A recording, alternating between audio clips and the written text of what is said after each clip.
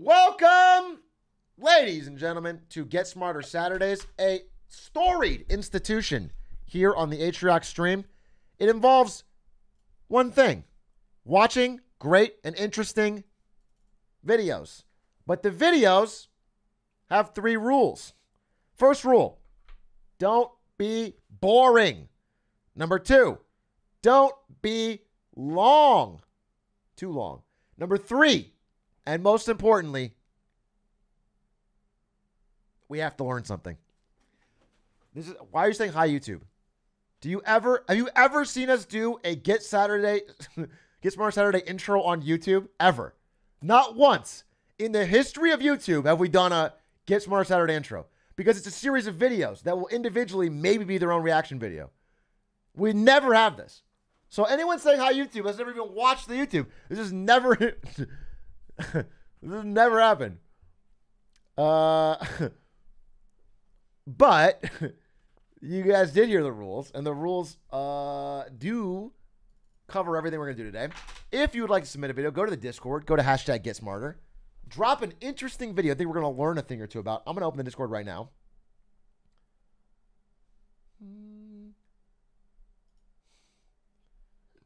Also, can I tell you something? So I got these fucking GameCube nails in my video with Connor, and I just now found out that, like, nail art like this can last weeks. Weeks and weeks and weeks. Which means it will overlap my wedding, which is coming up very soon. So I have to go and get this removed now. I have to go and find... And then I told Connor about it, and he's like, yeah, bro, I got mine removed like... like 2 days after. Like, he legitimately went to another nail salon immediately after we did our video and got them fucking removed. He's not even holding strong, dude. So now I got to figure it out. Insane. Insane, dude. Insane.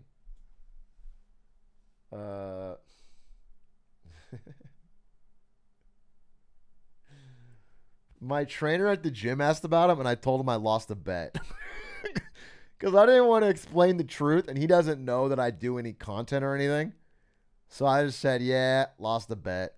You know how it is. You know how it is.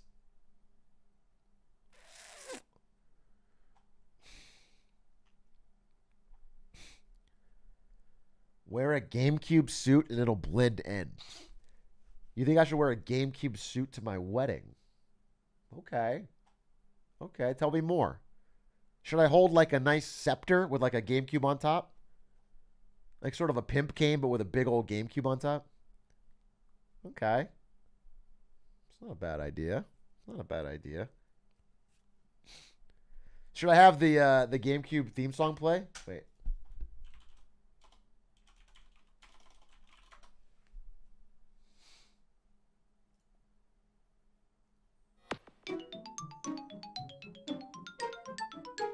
And then I pop out like Willy Wonka style. And I do like a fucking roll. And then I pop out in front of the whole family.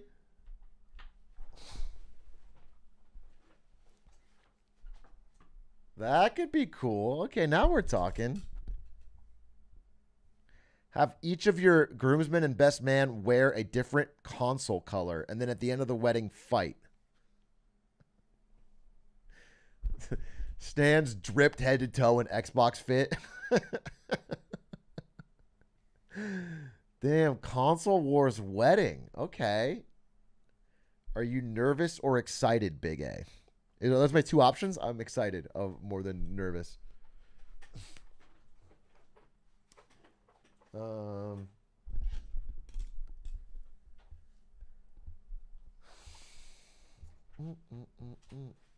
Well, then someone in chat said the red wedding, so now I'm a little nervous.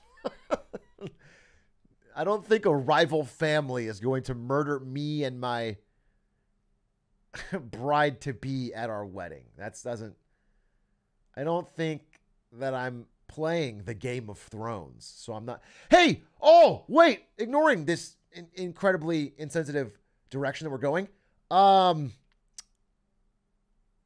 Did you guys hear that George R.R. Martin revealed that he is definitely doing a very different ending in the books than the show. He dropped a blog and he was like, yeah, it's going to be way different. Different people will die. Different people will live. And he basically openly out and out said the show's ending sucked. I mean, he fucking implied it in all but words. The book's not being finished. I think, this is my theory, he will definitely finish Winds of Winter before he dies. That I do believe. Will he finish the next one? No. No, I don't think so. No, I don't think so. I don't believe he will finish the next one. Dream of Spring is not coming out in this man's lifetime, which is too bad, which is unfortunate. But I do think he'll finish Winds of Winter. He's already published like half of it.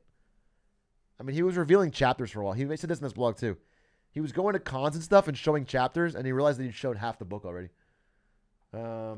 He's already fucking 73 years old. Great. He's like 4 years too young to be our president. What the fuck are you saying, dude? He's got time. He'd be the youngest sitting congressman, probably.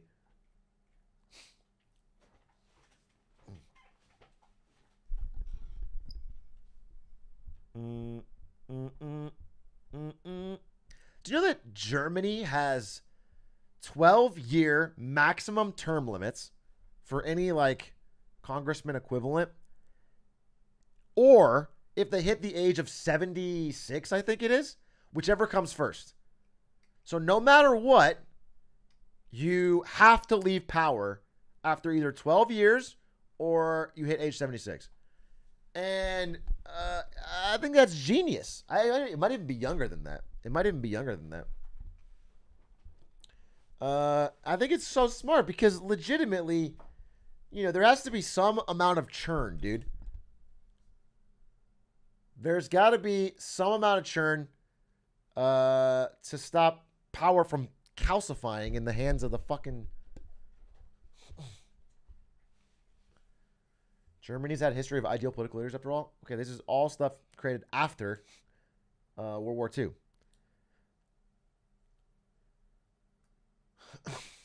Didn't Merkel do that? Maybe. Yeah, but we have Jack Harlow. We have Jack Harlow. Interesting. Is it really churn if it's 12 years? It's much more churn than we have here. There's people that have been fucking Congress people for like 25, 30 years, bro. And there's just these districts that are totally gentrified and people can just keep winning them over and over and over with no...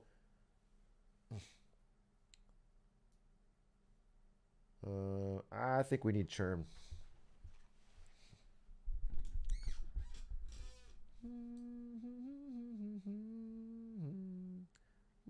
Yeah, I mean, Biden was in Congress in 72.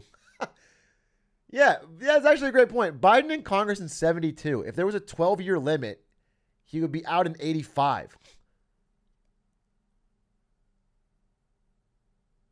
It's just like there should be that 6-month term limits, and every week there's an election. Okay, that's you're going a little bit too far the other way.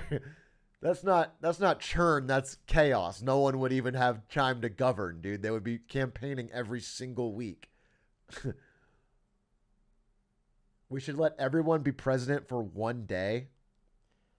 Might be the worst idea I've heard in chat so far. TikTok daily poll as a direct vote. Chinese-owned TikTok should handle a direct poll for all of the U.S. government every single day. Now there's a good idea. Finally. You guys have been feeding me dog shit ideas day after day. Finally, someone comes with a real fucking idea that could work. By the way, I'm going to make a prediction right now. Dead to camera. I'm making a prediction. First of all, Biden's fucked. Can't win. Just can't do it. Not going to happen. Even though gas is starting to come down, it's not going to happen. All right? Here's the prediction. Okay? Mark Cuban, Gavin Newsom, governor of California, or The Rock. I think all three of these people are going to run. I legitimately think all three of these people are going to run. And I think one of them is going to take the front runner Dem spot and then have a real chance. I also think on the fucking Republican side, Trump's not going to win. I legitimately think DeSantis is going to win on the Republican nominee. But, you know, it's a little early to say because Trump's greatest skill is that he's going to come up with a name of like Dirty DeSantis or something. If Trump finds the right alliteration on DeSantis, he's fucked. He has no chance. If he invents Dirty DeSantis or DeSantis the dog, and then everyone starts repeating it, then DeSantis is fucked. But if he doesn't come up with a clever enough nickname, then DeSantis is gonna win the Republican nomination. I think he's actually the odds-on favorite right now. You think he's gonna call DeSantis Sleepy Joe? He's gonna repeat that one. He had a bunch of Sleepy Joe t-shirts made, and he's gonna just reuse them for DeSantis. I'm not sure no one will notice. Anyway, I'm pretty confident Mark Cuban will run. I'm putting that out there. And I think he's got a solid shot. He's well liked. He's got the Shark Tank stuff. He's got the cost plus drug stuff, which is mostly a PR move, but it worked. He's got good on TV. You got a real shot. And then obviously Gavin Newsom is running for sure. You guys probably didn't see, but Gavin Newsom ran like an ad. He spent like a good amount of money running ads in Florida, just saying, "Hey, Florida sucks. Come check out California." And like, there's no real reason to do that. There's no in your day-to-day job as a governor, it doesn't really have any purpose. But if you're already running TV ads, basically ripping on the governor of Florida, which is DeSantis, and sort of building up your own. It's obvious he's building up for a campaign. So it's gonna be one of those. The only problem is if fucking old Joey B doesn't step down, because sitting president has a default advantage. If he tries to run and makes it really messy and he ends up winning, I think he's going to lose the general so fucking hard. I would love if he just takes one for the team.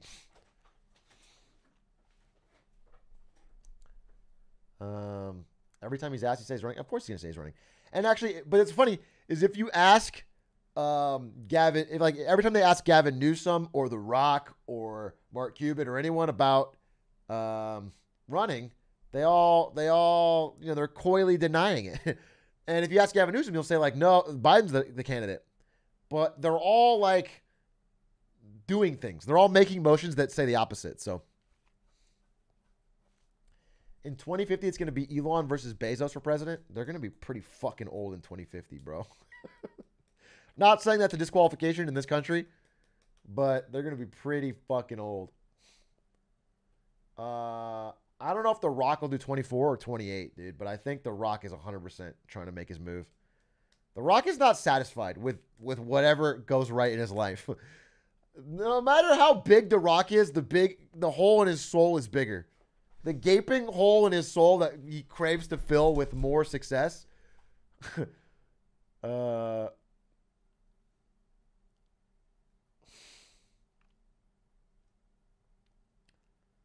No rock can fill his heart. Yeah. If The Rock runs, I will vote for him no matter what platform he runs on. Smartest American voter.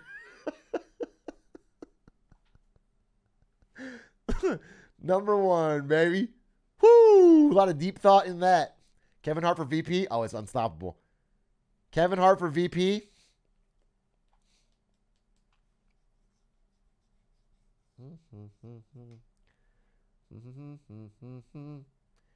Isn't that every voter for both parties? Well, I think when it comes to the general election, most people, like fucking most people, aren't undecided, so it's pretty lock in. People just lockstep with what they vote, the party they've already sort of affiliated to. But for the primaries, where they decide who the candidate's going to be for the Democratic side, the Republican side, I think position does matter. Policy does matter. The debates are a little more important. All right, let's see. On the bright side, The Rock would probably just pump subsidies into his shitty tequila companies and not ruin much else. That's the bright side. That we have a sitting president whose only goal is to pump and dump a tequila company, and you're thinking that's the good side. Things are looking up. That's a dystopia. That's crazy. Dude, I can't. I mean, it would be interesting. It would be the closest we've ever had to the legitimately having a scene that is funnier than Idiocracy in real life. That actually makes Idiocracy seem tame. If The Rock was in the White House shilling Zoa. If The Rock was cracking a Zoa in a fucking commercial in the Oval Office, that would be legitimately insane.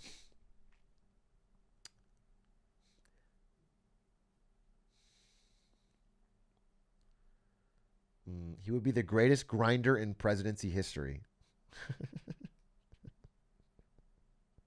What is he going to grind? What specifically is he going to grind? Trump literally did bean commercials in the White House? Yeah, but we have to support American beans. That's the economy.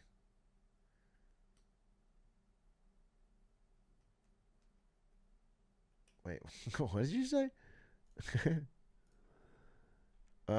Fast 11 shot from Air Force One. Well, I know you're fucking lying about that because The Rock would never be in a movie called Fast 11 because he hates Vin Diesel. Keep up, dude.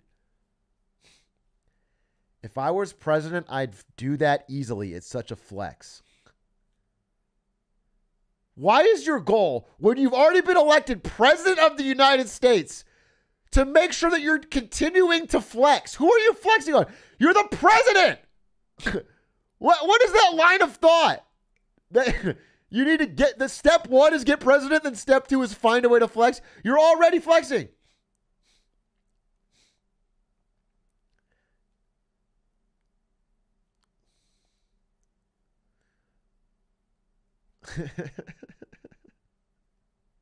Flex on Vin Diesel. Zoa school lunches.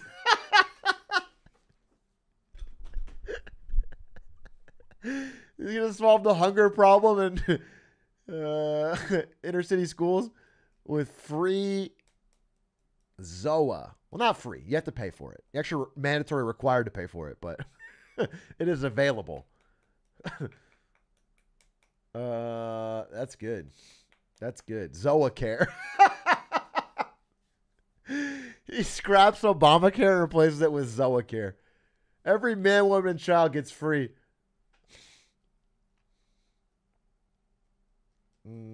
That's good. These are all good. We're getting smarter. Anyway, I think for sure that's gonna happen, and I think there's gonna be a definite, probably a Newsom Cuban showdown for the real best candidate, or like the most viable candidate. But if Biden fucks it up, then I don't know what's gonna happen. All right, let's see. Let's see.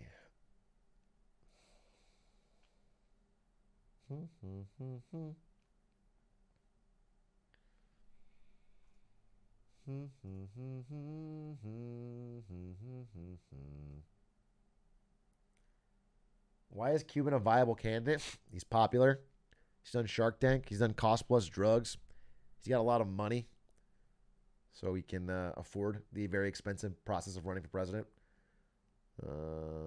He's got a general sense of crossing party lines. He's liked by Republicans and Democrats. He's a white guy. So, half the country won't immediately fucking lose their shit over him.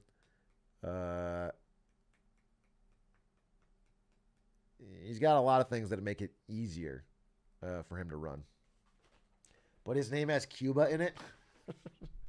Well, I thought it would be funny if it was Mark Cuban and then his vice president was Cuba Gooding Jr. And then the second they get elected, they just give the country to Cuba. That would be a fun. That would be. It wouldn't be the craziest thing.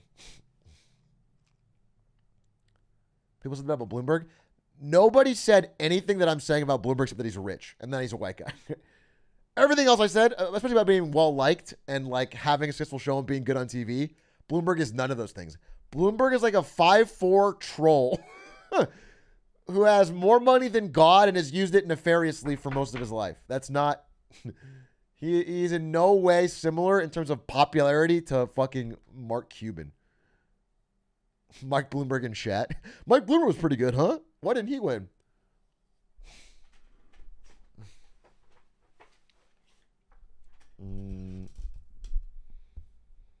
Bernie Sanders can still win. The last election. They're still tallying. Bernie can still win against Biden, dude. He might if we add it up correctly, he might still have a shot. Here's how Bernie can still do it.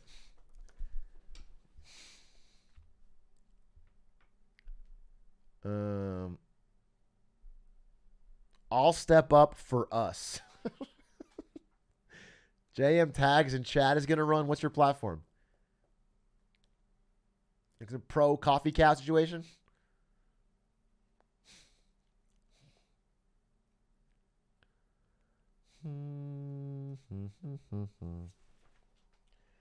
This isn't Hassan's stream. Please stop with the politics. I'm sorry, the Zax. Thanks for all your work on Hitman. I am going to ban you.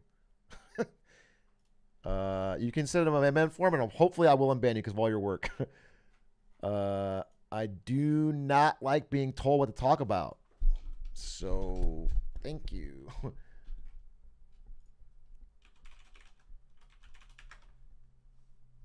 Certainly not in a fucking manner like that.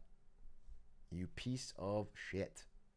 I'm sorry, you're not a piece of shit. You're actually fine, but I still have to ban you. Just, it's a fucking message.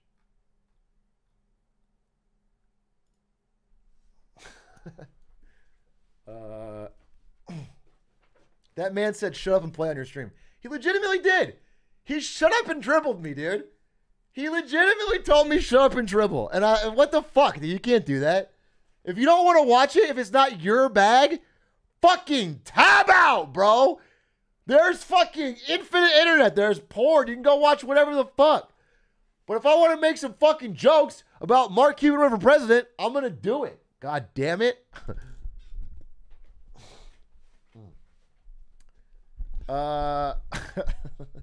It's funny because legitimately, I'm like, duh, I'm already on to Get Smarter Saturdays.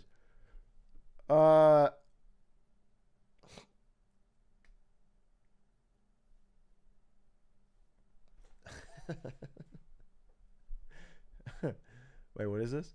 I know I asked this earlier in a chat or answered it earlier, but I'm going to the U.S. Air Force and I'm worried about leaving my parents alone. When I eventually graduate and get deployed, can I bring them with me if I'm stationed in places like Germany, Korea, Japan? Or is that limited to wives and kids? That's a very serious question that I don't even know the answer to. I mean, you will have a house. You could get them family IDs and live on base or live off base. Yeah, you could. I don't know why you're asking me. You should ask your fucking sergeant. You should ask. There's someone in the military you could ask that question and not a streamer who just grew up as a military child. But I think you could do it. Yeah, you can classify them probably as dependents. I mean, like when I lived in Germany as a kid, we just got a house off base. My dad drove to work on base. There's nothing stopping you from having your parents move there and live with you. That's fine. Atrioc, this is not a U.S. Army stream. Please stop. You're pushing it. I know it's a joke, but you're pushing it. You're pushing it. You're pushing it. You're pushing it, dude. I'm ready to flip. Let me get a snack. You're twisting the knife is what you're doing. It's funny, but you're twisting the knife. One second. Let me get a drink. One second.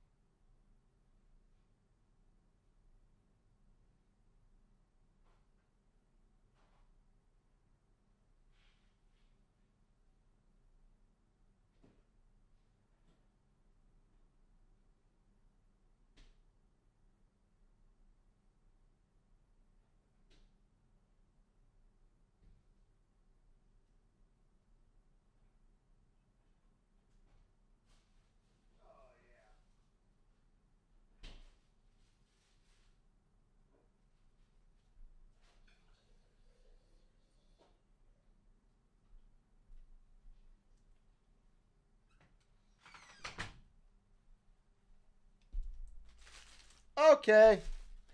Okay. Did I show my title already? All right, Get Smarter Saturdays. Get Smarter Saturdays. What do military people do when there isn't a war? Do they sit around and wait for one? Basically.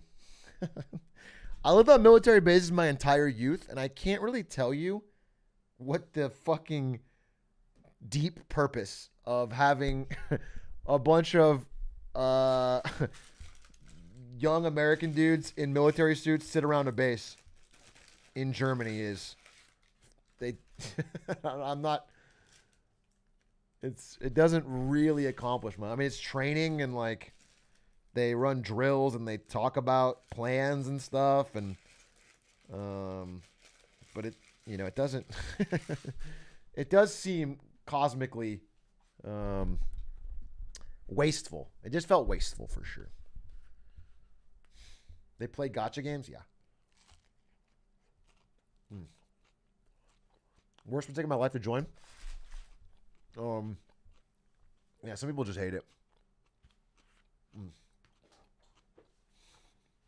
It's a nice drink, Atrioc. Are you roasting me because you saw my food first and not my drink? Really? That's... Are you just what's come on, dude. Let's live. Let's breathe here. Come on, take a breath. I came back. I said I'm going to get a drink. I came back with food and a drink. You saw the food first, and you went, "Nice drink, Atrioc." Why? Why? What is there to gain?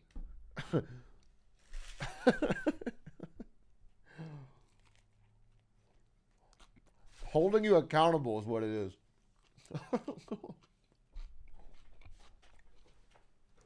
Chat's on my ass tonight, dude. Chat's on my ass. Mark Cuban wouldn't be the worst option? No, he wouldn't. No, he wouldn't.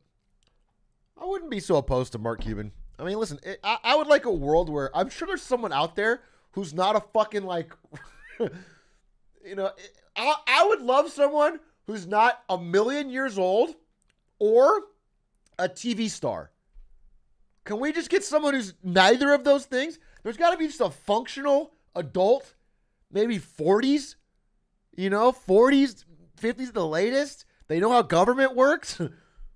They're not self-obsessed. They're not on TV all the time. They just want to literally unite people to work together towards common goals and fix infrastructure in this country and solve problems rationally. That would be cool. But because that seems to never win elections or even show up, I think Mark Cuban wouldn't be bad. And also would love if president wasn't a billionaire, but in this country, it's almost a fucking... if he's not a billionaire, they're just going to... Imagine the Mavs win the finals and Cuban becomes president same year. It's like he's playing with cheat codes, dude. I would be pissed.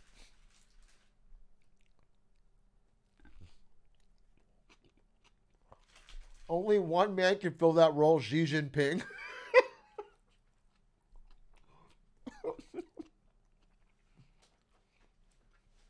Would What if we just do a swap, dude? Whoever wins presidency of the United States, they become premier of China, and then Xi comes president of the United States. We just switch. We just do like a wife swap. We do president swap for 4 years and just see what happens.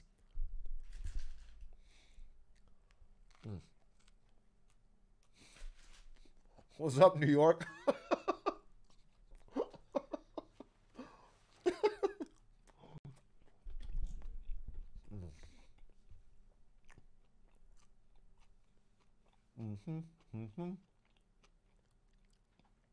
Clint Stevens for president, he would be able to maintain his current stream schedule while running the country. That's what I always think about when someone's asking if they run for president. My first worry is, can you maintain your current schedule? I want to make sure that every president doesn't sacrifice anything else in their life when they're doing the job of running the country. I don't want it to get in their way too much. You know what I'm saying? Like, yes, it's an important job, but it's not as important as, like, having fulfilling hobbies and, like, making sure your other job goes well. You would support a Jeff Probst ballot? Is Jeff Probst the host of Survivor? Am I correct? I haven't seen Survivor in, like, fucking 15 years. Are you talking about the host of Survivor becoming the president of the United States? His only work qualification for the past 20 years has been hosting Survivors as he increasingly ages. That's crazy.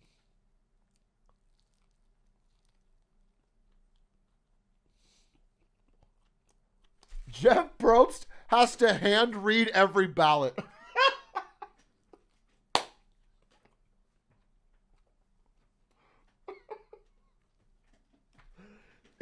He has to pull every American's ballot out of a tribal council.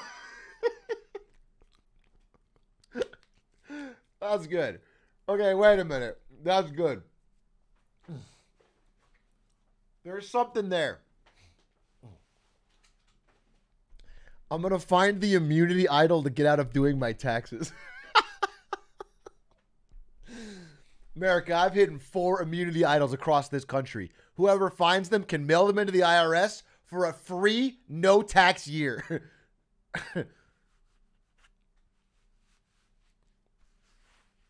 That's good. That's, you know what? It'd be fun. It'd be fun.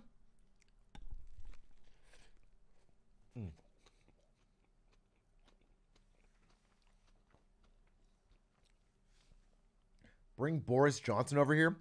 Boris Johnson has had such an awful run as the Prime Minister of the UK. It would be tough to say that he would do better here. If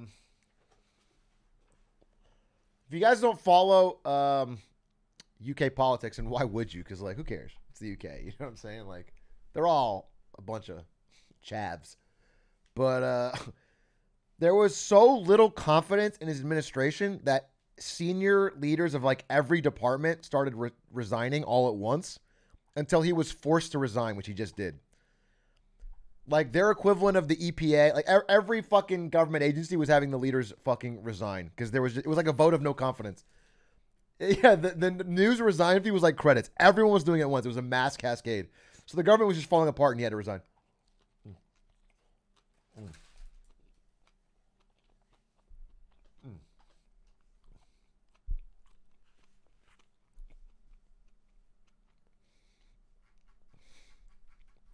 We should make Aaron Sorkin vice president, and the president could be a bucket of cocaine. What a weird reference. Do you have a bone to pick with Aaron Sorkin, the TV writer? Well, is this the field where you want to? What? Like, why? Feels like you shoehorned it in.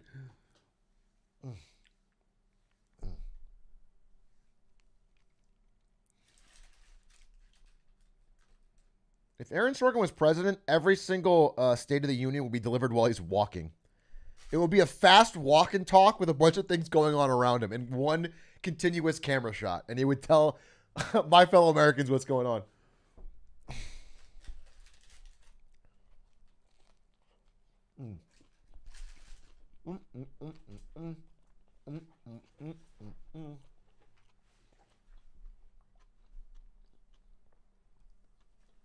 What are your thoughts about Applebee's getting rid of the apple? You're joking.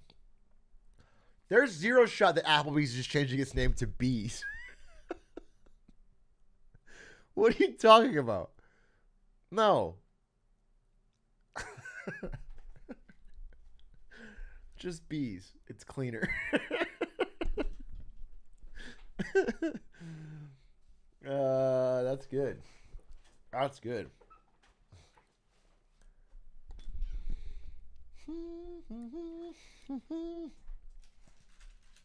Heading to Bees, you want something? Well, that's people might say that. I don't think it should be the name. Connor Hey Vivo, thank you for the 12 months. Connor Heel, He Vivo. Glowford, thank you for the 8 months. Lullaby, thank you for the Prime. Joe Abunga, thank you for the 21 months. Mr. Franklin James Fazzy Ditto, thank you for the 2 months. Nice Guy Bright, thank you for the 9. Uz Pluto, thank you for the 12. Secondhand Flatulence, thank you for the 5 gifted. Thank you very much. Napoleon Bone, thank you for the 6 months. Do you think just Apple would be better? Well, I think there's someone else using the name Apple. Maybe you've heard of them. The most valuable company on earth.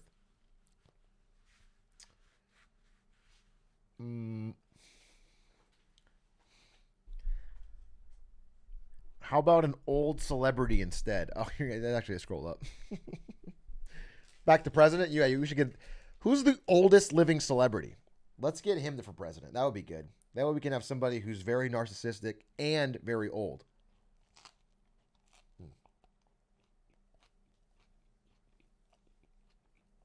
Atrioc!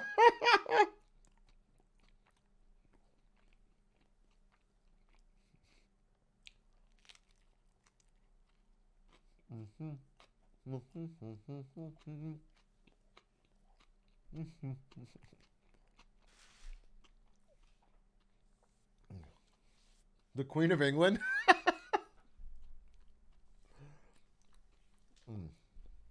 The Queen of England as President of the United States. It's got a certain ring to it. You know, we've had our differences ever since the Revolutionary War, but maybe it's time to heal things. Joe Rogan have a strong backing? Joe Rogan has no interest in doing it. Joe Rogan has no interest in the job at all. Zero chance he would run.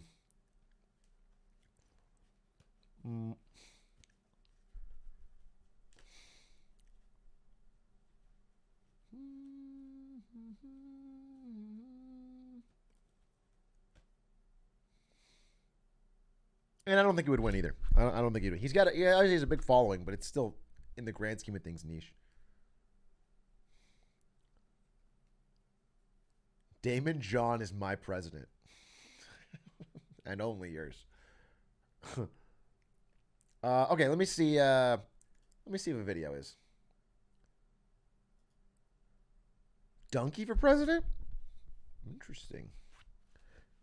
Interesting. He'd have a lot of good... I think Donkey, if there was like a president of gaming, and who could just make some no-nonsense laws like limits on loot boxes or whatever, you know, he wouldn't be that bad. I'm not saying we need one, but if we had one, I would vote for Donkey. I think he'd do a pretty good job. I think he'd take it serious. Not like a US president, like a president that's in charge of the gaming industry and can make laws that help all games be better. I think he wouldn't meme too hard.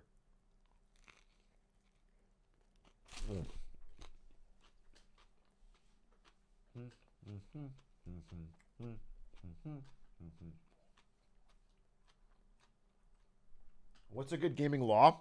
I think a good one would be that every loot box in every game is required to tell you the exact odds of everything inside it. So you know at least what you're getting into. And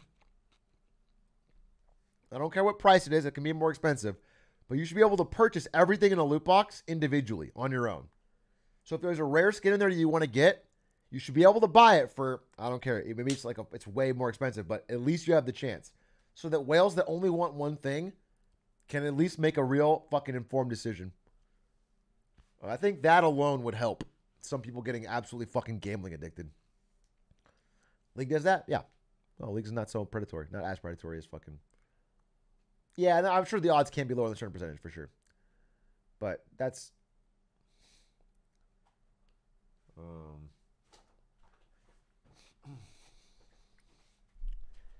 Basically like Valo with $100 skins? Maybe. Yeah, maybe. I haven't played enough Valo to know.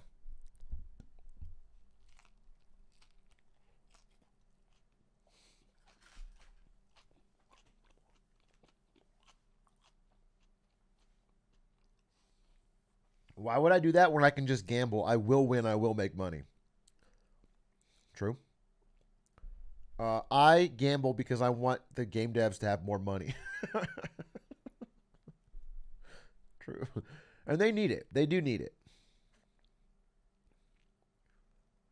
I thought your nails were like ants in the bread.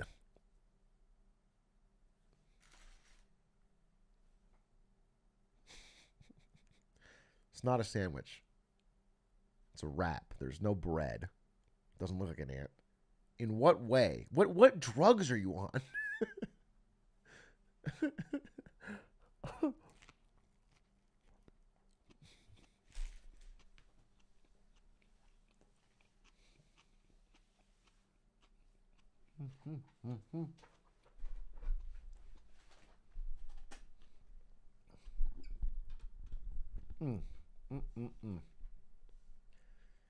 Can you explain the choice of nails for us? I did a video with Connor Eats Pants. I got GameCube. It's a GameCube. It's the GameCube logo. I'm going to have to get it removed pretty soon. But it was a video to try out what it's like for basically... if you're a guy who's never done any nail stuff your whole life, which me and Connor never have, we wanted to see what it was like. You know, is there any value here? Is it worth it? End of the day, I'd say no. It didn't feel. It was like it was a long process, and you know it wasn't bad. I mean, my nails look better. Even like just the non-painted ones, like they just look. They did a decent job, but like, come on. When's the vid coming out? It was supposed to be a few days ago, but Quack got COVID, so I don't know. We'll see.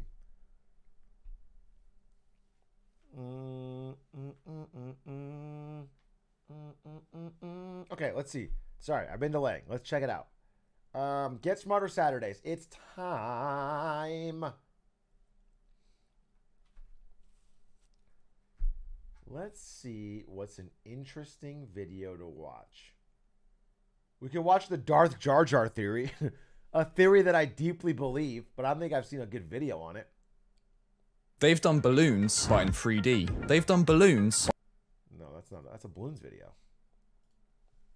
Let's watch Darth Jar Jar because it looks kind of interesting. Is this a drill or something? It's got 2 million views too. The Reddit theory about Jar Jar Binks being a trained Force user, knowing Sith collaborator, and will play a central role in The Force Awakens. Here, I'll seek to establish that Jar Jar Binks, far from being simply the bumbling idiot he portrays himself as, is in fact a highly skilled Force user in terms of martial ability and mind control. Furthermore, I assert that he was not, as many people assume, just an unwitting political tool manipulated by Palpatine. Rather, he and Palpatine were likely in collaboration from the very beginning, and it's entirely possible that Palpatine was a subordinate underling to Binks throughout both trilogies. And finally, given the above, I will conclude with an argument as to why I believe it's not only possible... A fucking desert planet to... More commands from my Highness today, Captain. The spaceport is not going to be pleasant. The Queen wishes it. She's curious about the planet. The Queen wishes it. She's curious about the planet. This is not a good idea. Stay close to me. That is why he goes. All part of his plan. Excuse me. Chesko Saboba. Chipoko Umangisa. Chesko Saboba. Uh-oh.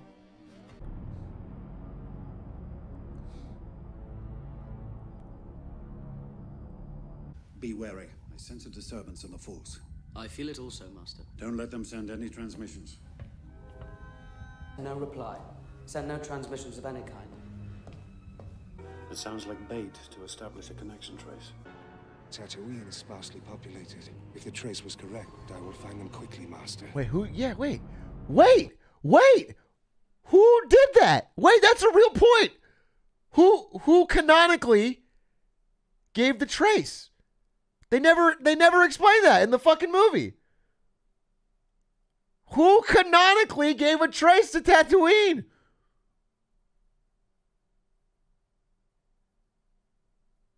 Wait, what the fuck?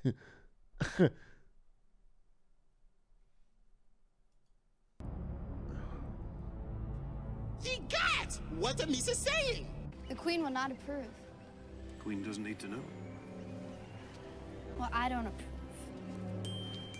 Well, I don't approve. Well, I don't approve.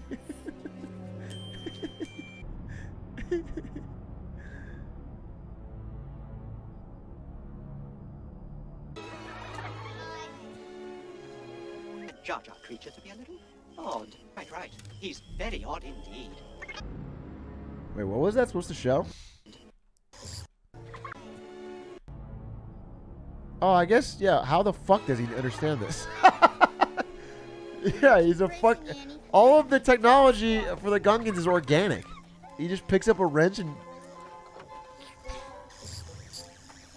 You know, I find that Jar Jar creature to be a little odd. Right. He's very odd indeed.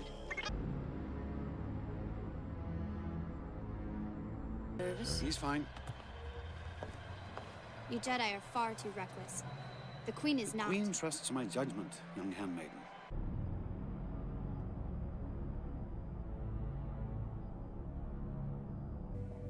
You alright? It's very cold.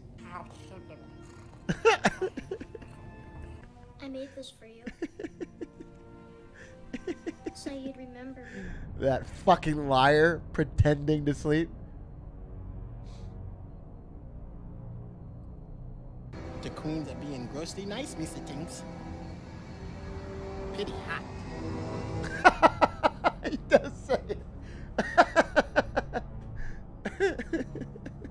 May observe the current situation. I've called for... There is no civility.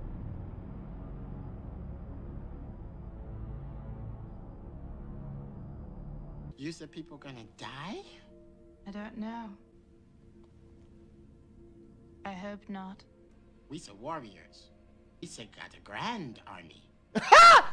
Wait! Jar Jar was behind them choosing the Gungan army to fight? I did not remember that. Wait, I don't remember that one at all. I thought they approached Boss Nass for that.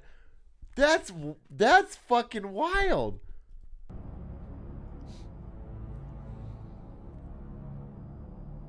Jar Jar bring Usen and the Naboo together. No. So, we shall make you Bombard General.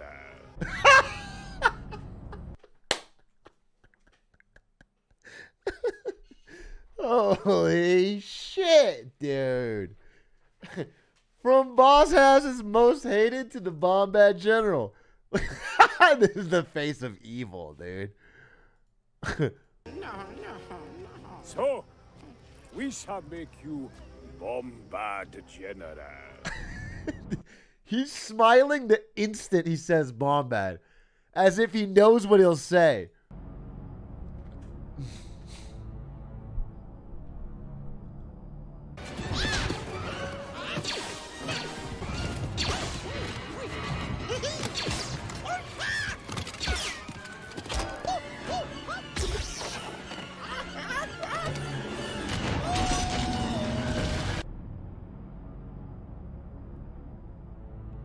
If I talk and wave my hands, am I a Force user? All Italians are Force users. If you don't know that. Wait, what is this one? Wait, what is this one? Show that again. What is it supposed to be? Jar Jar smiles at Qui-Gon's funeral? No shot.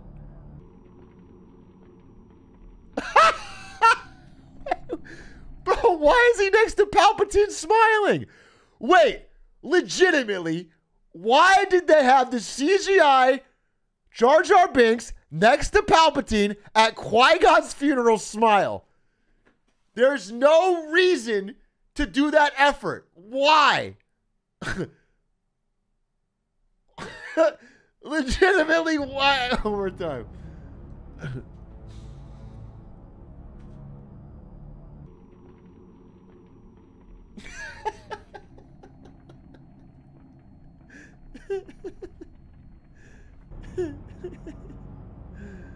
Oh, holy shit. In response to this direct threat to the Republic, Misa proposed that the Senate give immediately emergency powers to the Supreme Chancellor. Jar Jar is the one The power you give that me, makes Palpatine I the will Emperor. lay down. I will say this, it feels really good when the hidden meaning behind the work is seen. No matter how long it takes. Who tweeted that? Long it. Down. I will say this. Ahmed Best? Ahmed Best. Oh, you mean the actor that played Jar Jar Binks?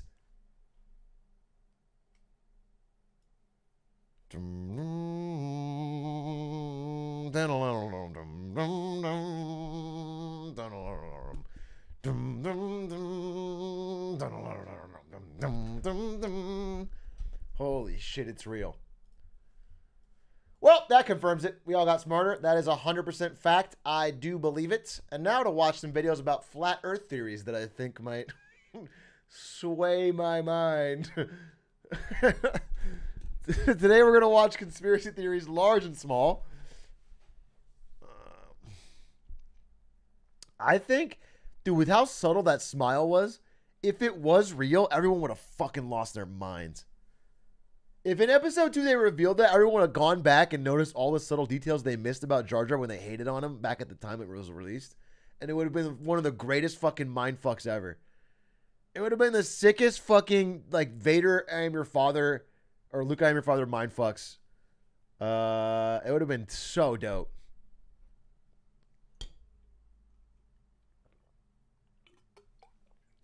Unfortunate. Unfortunate and sad.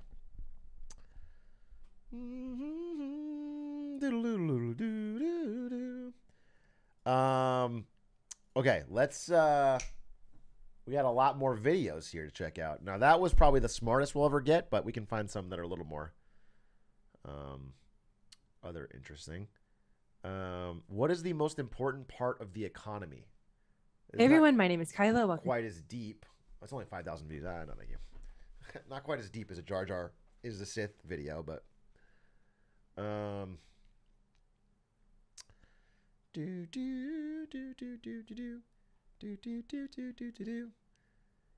Kurzgesagt, a video on loneliness could be interesting.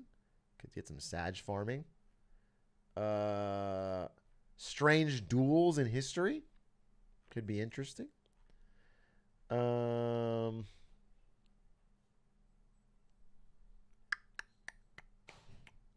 Ori and the Will of the Wisps best level. I'm kind of interested. I love this Game Maker's Toolkit. How long is it? Welcome to On the Level, a new video series. Let's try and see if it's good. Let's see. In which I play excellent video game levels alongside the designers who made them. In this episode, I'm talking to Chris McEntee, who was a level designer on the Rayman games, before becoming lead designer on Ori and the Will of the Wisps over at Moon Studios. For this video, we picked an area from Ori called the Windswept Wastes, which features a perilous climb up a mountain in the desert with crumbling platforms, the ability to dig through sand, giant laser beams, and a final escape from a monster. Cat break! Cat break, cat break, cat break! Chevy, Chevy, Chevy, Chevy. What a sweet cat, Shafter. This is called Ori and the Will of the Wisps. Chevy, Chevy, Chevy, Chevy, Chevy. He's a Chevron dog. It's not a dog. He's not a dog. Hi, Chev. He's purring. He's Yeah, 'cause I purring just up a got home. storm. He wants to play though. He does want to play. Give me the Chevron. All right. Bye, Chevy. What a small cat. Like bulk up, King. He's a short king. All right. All right, sorry. He's purring. Monster worm. Chris was kind enough to share concept art, sketches, prototypes, and other behind-the-scenes goodies, and really go in depth into how a new ability is designed and how a level is built around it. So, without further ado, please sit back and enjoy this interview. So, like, where exactly did you start when you were making this area? It was very much mechanics focused at first. When I first joined the team, one of my first tasks as a level designer was to come up with some interesting level design situations using these platforms that collapse when you stand on them. Hey, look, it's Celeste. Holy shit. Oh, bam. Pow. Oh, god damn. Which actually are featured in the Windswept Wastes. But back then, it was just a very simple gameplay element, very basic prototype, and it's like, how can we use this in interesting ways? And so I did a bunch of sketches for how we could use these platforms. For example, I liked this one where it's sort of multi-use, right? So first you have to jump on the platform, don't touch the ground, then jump over again. And then when it comes back on the other side, you use it to then get up to somewhere higher. Or something like this where you have to force yourself to drop down, catch yourself after dropping, and then use a double jump to get out. And just playing with all kinds of different, just on paper, really, what would be interesting ways to use this gameplay element. I think my favorite take on it is up here, where you have to intentionally break the platforms to guide this projectile across the room. That's also, again, one of those it's one of the earliest blockouts that I did for this, because that's the kind of designer I am. I like to basically workshop. I take the elements that I have at my disposal, and then I just create as many unique scenarios that I can. I think you actually made a video about it, about workshopping and Mario Maker. The way that you sort of create interesting situations, you take the elements and you try to make interesting combinations of different things and create unique situations that exploit all of their unique traits and properties and all that kind of stuff. And so I was like, what would be an interesting way to... so many, like legitimately, so many of the biggest games now came from unpaid fans messing around in level editors for StarCraft, Warcraft, or mods for Arma and everything. All of the great game modes that are played right now were not invented by AAA studios. They were basically all built by fans. All MOBAs. A MOBA as a genre was invented by fans as a mod for Warcraft. Tower Defense was invented as a mod for StarCraft and Warcraft. Battle Royales was a spinoff of Arma. Auto chess came from, yeah, exactly. So, people just messing around is I think, the best creator of history of game mechanics, more than ever, any highly paid studio. Flip the collapsing platform on its head. And well, what about if you have to intentionally make all of them disappear without touching the ground, so that way you can escort a projectile across? So now in this room, we get the area's main new ability, the burrow. Tell me how that came about. A lot of what's in the Windswept Wastes came as a result of wanting this burrow ability. Ready. It wasn't because we had a desert environment that we said we want to be able to burrow in sand. It was because we said, what are some cool, unique moves that would complement Ori's already really robust moveset? And burrow was something that I think we saw a video from Sonic Colors where there was a cool ability, some kind of weird little guy you collect that makes you dig in these big vaults. They stole it from Sonic. Lawsuit. Easy. Great. Wrap it up. You guys are thieves. Sonic invented everything. Your game is property of Sega. Wrap it up. Go to court. Go to jail. And turn in your game developer badge. I won't tolerate it. It's insane. Once Sonic has done it, it is theirs for life. Volumes. And it was like, hey, that could be a really interesting, traversal method for a Metroidvania. And so I just started with doing a couple sketches like this. So there's sand, and you have to get up here. You can't wall jump because there's spikes there. How do you get up? Well, you have to dig through this wall, and then you have to launch yourself out. And then I started, as I was looking at the situation, I added this kind of sand thing above here, and I was like, well, wouldn't it be cool if I could dash out upwards based on my aiming, my trajectory, and then dash backwards into another sand zone? And I have this feeling of control, and it like opens up for like a more expert move, and you can put a reward up here because it's not an easy thing to do.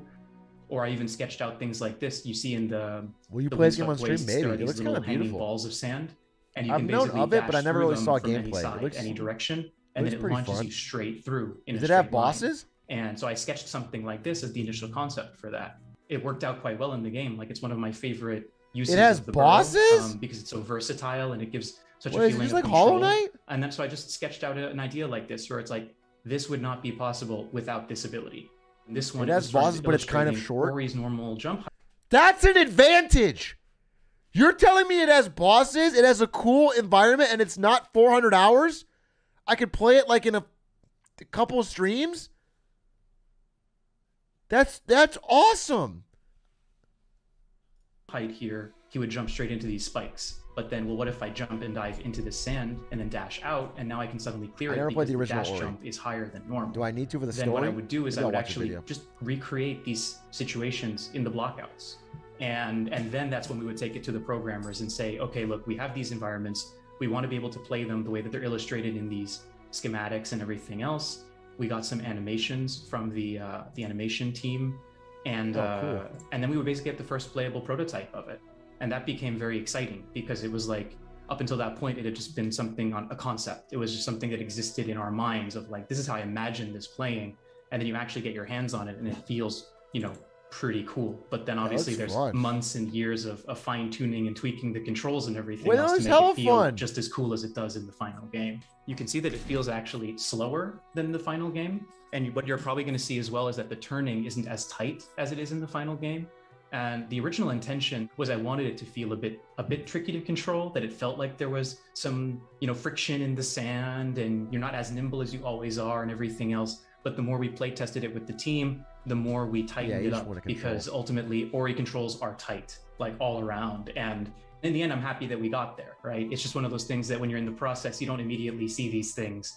At this point, you can even see that I was using the collapsing platforms, but they're not made of sand. When did you realize that they should be made of sand? That came later, because I created a scenario. I created a little level. I liked it more than Hollow Knight TBH. I'll have to check this game out. Lasers. And everything I'm seeing looks good. You have to gauge yourself as you land on them, and you have to glide, and you have to wait for the right opportunity to then drop through the laser. So it's a little bit of it's really straightforward. It seems like you have even more options. Let's say. Like when but then by the time I got to the bottom, I was like, oh, that was cool. Oh, but that's a one-way thing. And for a Metroidvania of all things, that's not acceptable. In a game like Rayman, you could have a level design sequence that basically you touch a trigger, this whole thing collapses and explodes, and if you manage to survive, cool, you can keep going with the level, but you can't go backwards. But in a Metroidvania, if all of a sudden your path backwards is broken, now you're screwed. You need to always be able to backtrack, re-explore, retraverse. Dude, I'm so excited. So then what I did was I asked one of the programmers to basically take the sand and actually, it's fucking going to be so awesome. So they could disappear. When I get to boot up and play Silk Song on stream, it's going to be fucking sick. That resulted in me basically being able to create this situation where now you can backtrack just by digging through these platforms. And all of a sudden, it started to make sense. It was like, wait a second, these things, you can do much more with them in the environment and level design. And it really starts to open up fully the believe possibilities and the flow opportunities and things like that. Clip this for when it's 0 out of 10. I want to say it a little bit like, I'm they turned the entire thing into a game of that those like things worked, but I'm not really, because it was never the intention from the beginning. We didn't Silk make these Song's about how the fucking bugs start getting the card game. Didn't game. exist at the time. But then as I was prototyping and playing, it was just one of those things that naturally came out of the exploration, and it just felt like a light bulb moment. So now we have the burrow. The player isn't explicitly told where to go next. So how do you trust that the player won't get lost? That was actually a tricky one. If you pay attention to the environment, there's actually two ways to get back to the main path. I won't pay attention to the environment, sir, and I will get lost. So what do you say to that? I've checkmated you with my ignorance. And a lot of players tend to go down this path that you just went through. But then there's actually another path that leads you sort of to the golden path as well. We want the players to feel like they have options and that they are free to sort of explore and discover and see what's exciting and fun to do with the burrow now that they have it. We kind of wanted that feeling of openness and discovery, as opposed to it just being, now get to the main path and get on with it, pretty much. But the bottom line is that all roads kind of lead to the same destination. Oh, interesting. So that no matter what, you're going to eventually land on where you have to be. No, see, this is the problem. When you make the map like this and assume they all lead to the same destination, what I'm going to do is explore every single nook and cranny of all of this with continuous backtracking for 20 hours until I've checked every fucking possible location. And then and only then will I move on. As the level is going along, the difficulty is slowly increasing. How do you maintain a good difficulty curve throughout the area? So as a designer, you kind of have to gauge the difficulty of adding extra layers on top of certain mechanics, like the burrow, for example. So having to then aim and burrow through a ball like this is something that's far more complicated to understand and do and perform than it is to just simply stand on a sand floor, hold down, and then press the burrow button. And so it's about understanding the layers of complexity that are added on top each time you change up the recipe, or you change up the elements in a given situation, and then sort of gauging that, you know, where should that best be placed, you know, what comes first. This looks really fun. And it's also one Can I beat it in a weekend? Like if I just fucking is take the learning for one specific element in isolation and kind of get it all over with in one row. Like you don't want to just say, okay, here's all 3 or 4 difficulty escalations of one specific gameplay element, and then completely move on to another one. You kind of want to, you know, intersperse them and mix them around and everything else, so that way it feels like there's variety throughout the experience. The whole area is absolutely packed with secrets to find. What's your process for hiding these things? We don't go for the crazy obscure secrets. I think there's, for example, this secret is a perfect example of how we tend to do it, where what you'll see is that there's a little lip when you're out of the secret wall that guides your eye and tells you there might be something behind here. And it's the same Run for into sort of every broken single wall, checking if it's a secret wall in the entire game. Got it. Understood. If I find even one of these, I will check every single wall for the rest of the game to ensure that I haven't missed a single fucking Jim Bob doohickey that does nothing and doesn't really help me. But I have to make sure that I find it because it glows and I need to have it. It won't matter and it won't help me really at all, but I'll have to find every single one. Breakable walls, we kind of have these visuals that indicate that this wall is different from others without making it super obvious, like here's a giant crack in it, you know, like a bombable wall in a Zelda game. I'm personally not a fan of the hidden barrels in the old Donkey Kong games that are just like off the edge of the screen that you just can't even see. Where you just have to like kill yourself. Exactly, it's just basically you have to keep jumping off the bottom of the screen in random places and hope that you manage to land in a barrel. At the end of the day, we want people to find secrets because we want them to feel smart. We want them to feel like they've accomplished something. And so everybody should have the ability to find many of them. I really love this room with the giant laser beam. Tell me about how you made this. This was one of the oldest ones. It was there in that very, very first demo that we sent to Microsoft. It was one of the early things that I prototyped because it felt like, well, this is a crazy thing, like having to kind of dig through this environment while avoiding a giant laser and stuff. It's also one of those ones that went through quite a bit of iteration and back and forth from the team because it wasn't super easy, especially the first version that we did. But I pushed pretty hard to keep it around because I kind of believed in it as this kind of ramp up for one of the final challenges of the burrow, and it felt very memorable. So as we come towards the end of the stage, I wanted to ask about progression. In Act 2 of Will of the Wisps, you can visit 4 areas at the same time, including this one. What sort of considerations did you have to make to let the player choose their own path? Yeah, there were a lot of considerations and it wasn't easy. From the get-go of the sequel, the team decided this one is going to have a more open structure than the first one. But then the question arose like, well, how do you maintain the balance of the game? Yeah, and a big one, I assume, is that the player may or may not have certain abilities when they get here. Yeah. I guess that could lead to them sequence-breaking bits of the game. The thing that you literally did with the sandworm there is a perfect example of just that, where yes, if you do have the light burst, which you do, you can actually just throw the light burst and you don't have to deal with the sandworms. But to be totally fair, I think you're just in this mindset of like, I'm doing burrowing, I'm digging around and everything else. So you just naturally explore and find the solution to it. But we're also like firm believers in the ability of the player to take the tools that they're given throughout the game and solve the issue the way that they feel is the most interesting or natural way to do it. As long as that doesn't feel like boring or that it kind of undermines the entire situation. But honestly, throwing a grenade, catching it in the air with bash, and then dashing through a sandball, I wouldn't it's not need exactly it to be the most exactly trivial Hollow Knight, thing in the world either. It's still a decent challenge. It's just not exactly the way that it was designed, but that's the price you pay for a little bit of, you know, freedom. Rewarding for movement. And what about the kind of difficulty beautiful. of the enemies and So I think I challenges, would like which it. is I think I would going like to this feel game. different depending on where the player goes first? In some games, it's nice that you go to an area, you see strong enemies or difficult challenges, and you go, I'm probably not ready for this yet. I should come back later. I don't do that. But we didn't want to force people to take one path over another, even in a soft way. We really wanted it to be, if you choose to go to the Luma pools first, you should be able to complete Luma pools at that point of the game. And interestingly enough, the Windswept Wastes, it was kind of an outlier from the rest of those areas because it is the last area you have to do to be able to progress the story forward. But we decided to not block it off. I actually feel like I'm getting spoilers. I actually feel like this is good, but I kind of want to play the game now, so I don't. I'm gonna stop listening to it because I feel like it's showing me stuff that I think I would really enjoy. So I will pause this video, but it's very cool.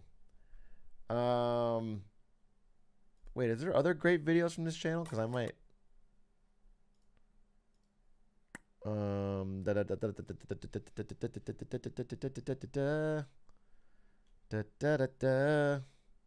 Why does Celeste feel so good to play?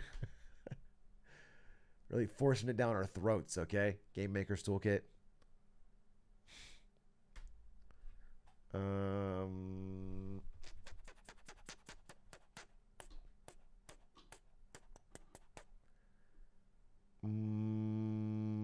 What else do we have?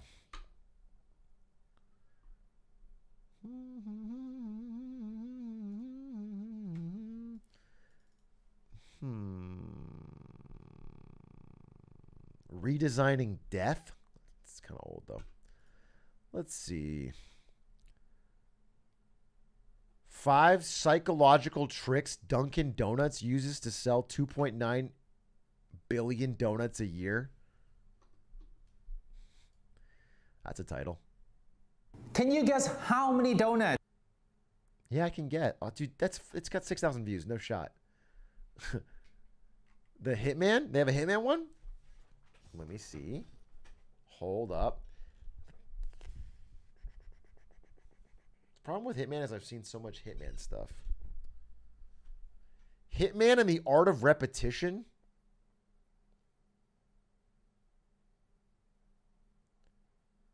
Hitman and observation as bad. My first attempt at Hitman 2016's Sapienza mission was a disaster. My mission was to kill 2 people, Silvio Caruso and Francesca DeSantis, and destroy a virus. But I ended up killing this security guard, and this woman who saw the body, and this guy, and this guy, and this guy. I dropped a church bell on a priest, I killed this woman, I got arrested, and I got shot. I did finish the mission after loading a previous save, so don't worry, the world is now a safer place, but I wouldn't exactly call my performance slick. I didn't feel like the meticulous killer seen in Hitman's flashy CGI trailers. And this is a challenge that... Hey, I think I was talking to Jotes about this. I think I'm going to do a... It's 480p, by the way, you're right. Let's crank this baby up. I think I'm going to do a Hitman run. The Hitman canonical run. I'm going to play through all the levels, cutscenes on, literally as close to what I would imagine the canonical kills are for every level. So I'm going to get the most interesting kills. I'm going to wear like the actual suits that he wears. I'm going to use the disguises that make sense. And I'm going to beat all 3 games back to back to back in a full canonical run. And it's going to be the coolest kills you can imagine. And like, it's going to be totally stealthy, 5 stars every level, but not like a speed run, you know, like a fucking, Like, yeah, and I'm going to turn the HUD off, too. I'm going to see if I can do it with no HUD. So it's like the cinematic, it's like basically the movie of Hitman. I think that would be sick. I think that would be like a fun fucking run. It would also be really immersive if you started doing hits IRL.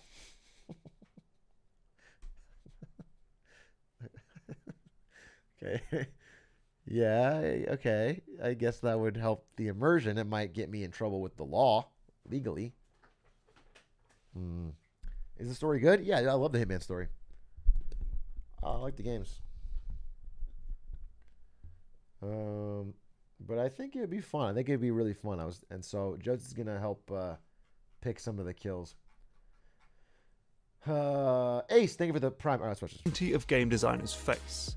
If the main character in a game is supposed to be an expert in something or supernaturally skilled, how do you make sure the player feels as smart or as fast or as strong as the hero on screen? Well, I'm already that in real life, so I don't One need that. solution can be found in the Arkham games, where the detective mode, which lets you see through walls, is supposed to give you the same powers of observation as Batman. In Mirror's Edge, you get runner's vision to highlight interactive objects in red, which is designed to mimic the way parkour expert Faith reads the world. And in Red Dead Redemption... Did EA make this, or did they just publish it? Because Mirror's Edge did a lot of cool things that were kind of unique. And I was surprised that it was EA, but I think it wasn't like their actual studios. I think they just published. DICE made it? Interesting. John Marston can slow down. I mean, it's rare that like a brand new IP comes out with an entirely new visual style and cool new mechanics, and it's like good. Mirror's Edge was good. Time to make the player feel like a gunslinging cowboy badass. But it was good. Like it could have been better. Achieves this in a slightly different way, using something that's usually seen as a negative in game design. But it makes was you feel like Agent awesome. 47 through kept it going. repetition, repetition, repetition, repetition. During your clumsy first attempt at the mission, you will inevitably stumble upon opportunities and ideas that you didn't take advantage of, and these will encourage you to try the mission again. And IO Interactive makes sure this happens in a number of ways. For one, it lets you see which props can be used even if you're not currently carrying the right tool. So if you walk up to Caruso's golf balls, you'll see place golf ball. Oh, he's got a newer video on Hitman that's better? Oh, check it out, because I actually feel like maybe I've seen part of this. It felt familiar. Where's his newer video on Hitman? Sort by newest. Hitman, Hitman, Hitman, Hitman, Hitman, Hit. How Zelda's puzzle box dungeons work could also be cool. Hitman, Hitman, Hitman. Hitman 2's best level? I think we started watching this. We stopped for whatever reason. Okay. Hello, Game Maker's Toolkit. Something that I love about... Oh, is it top row? Did I miss it? Top row? Like, oh, Hitman 3's best level. Well, we already watched half of it. As you slip through security unnoticed and then leave without a trace. But in Berlin, they're actively hunting... Nah. I mean, listen, I already know these levels. I know these levels better than this guy. What is he going to tell me? End of the day, dude. End of the fucking day. Hitman 2 is the best of the trilogy? Yeah, maybe. I mean, for me, they're all one game. Let's see. The power of invisible choices. Interesting. Okay, so video game stories are unique because you get to make decisions. Yeah. Like whether or not you should mock this preacher. How many people's lives have you saved? From Brooksay, from Leshens? That has no bearing. Asked you a question. How many? Those choices might cause an immediate reaction. There's something to think about, folks. Or in some cases, the game might remember your decision and issue some kind of consequence later down the line. Geralt of Rivia, Witcher. You stand accused of offending religious sentiment. We've orders to take you in for interrogation. Now, these sorts of choices have historically been associated with RPGs, interactive fiction, and, whatever we're calling these Telltale-style games.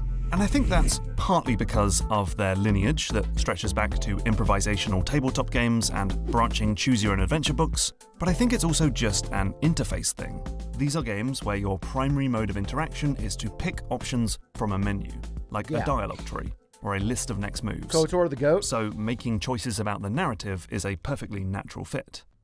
But what if your game doesn't have that? What if it's a shooter, or survival horror, or an action game? How do you let players make choices in those sorts of games? Well, one way to do it can be seen in BioShock. This is a first-person shooter, but it features an infamous moral choice. Each time you meet a... I've always thought BioShock's moral choice was so fucking basic, bitch. The game is great. I mean, it's pioneering for its time. But I always thought BioShock was, like, so fucking simple. It was just one choice over and over, and it was, like, good or bad.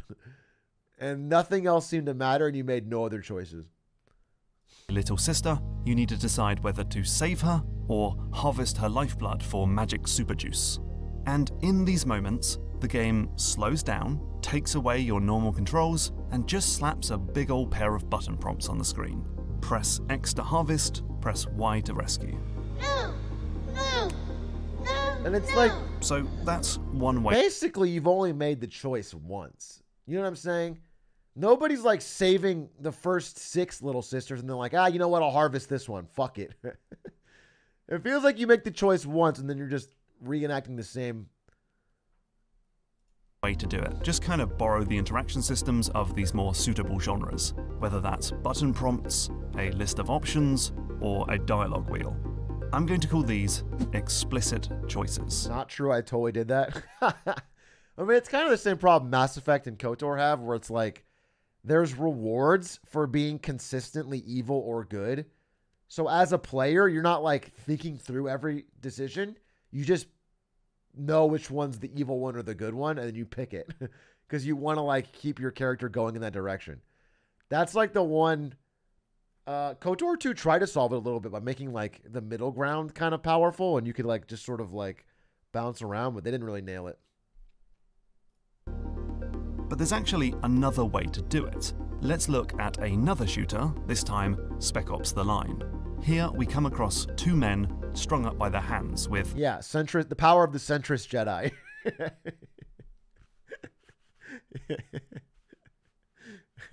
Waving your hand. Both sides have bad points. Snipers aiming at their bodies, and you have to make a decision. I get it. We're meant to choose. But this time, there are no button prompts and there's no menu. Instead, you decide which person Walker will shoot by literally... After playing the entire trilogy with the same character, I missed out on the final Paragon choice of the game in Mass Effect 3. Only way to save the bad guy, because I had 99 out of 100 Paragon points.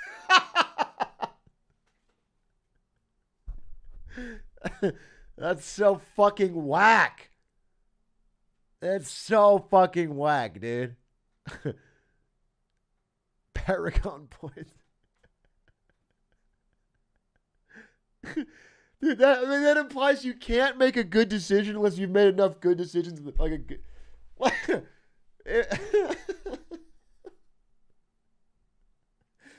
If I see a guy get shot, I can't call for help unless I've called for help before enough times to be known as a good guy. Morality is determined by your points. Sorry, do you have enough Paragon points to be calling for help? Just shooting them. So that's a very different way of doing it. Instead of leaning on the systems of a different genre, Spec Ops lets players express their intent by using the basic tools they use elsewhere in the game. This is a game about shooting, so you make choices by shooting. I call this, you guessed it, an invisible choice. And I think these rare beasts have some incredibly exciting advantages, and so in this video, I'm going to share 4 key reasons why you should think about making your choices disappear. Okay, advantage number 1. Invisible choices can make the options ambiguous. So in BioShock Infinite, you're told to throw a ball at an interracial couple.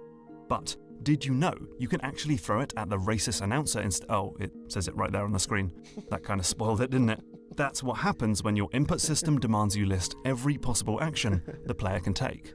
Back to that choice in Spec Ops though, and while the guy on the radio asks you to... Yeah, I mean, it's obviously more fun as the player when they don't show it as an option. Then you just try it and it works and you get something. And you get dialogue you didn't think you're going to get. And it's like, oh, that's fucking awesome. They thought of that? That's always sick. Shoot one of the two men, you can also decide to shoot the ropes that they're being hung with, or refuse to make a choice at all, or fire at the snipers instead. Because the choice is invisible, the game can hide additional options that are only found if enterprising players really think about the situation and the tools at their disposal. I think the problem with this from the game developer standpoint is that like 99.9% of players just fucking shoot there. Unless they're being told there's a choice, they just do it. And so like adding all that extra shit for nobody is rough. And also you can't think of every edge case, yeah. It's tough. I mean, it's awesome when they do it, but it's just like it's not a great ROI use of your time.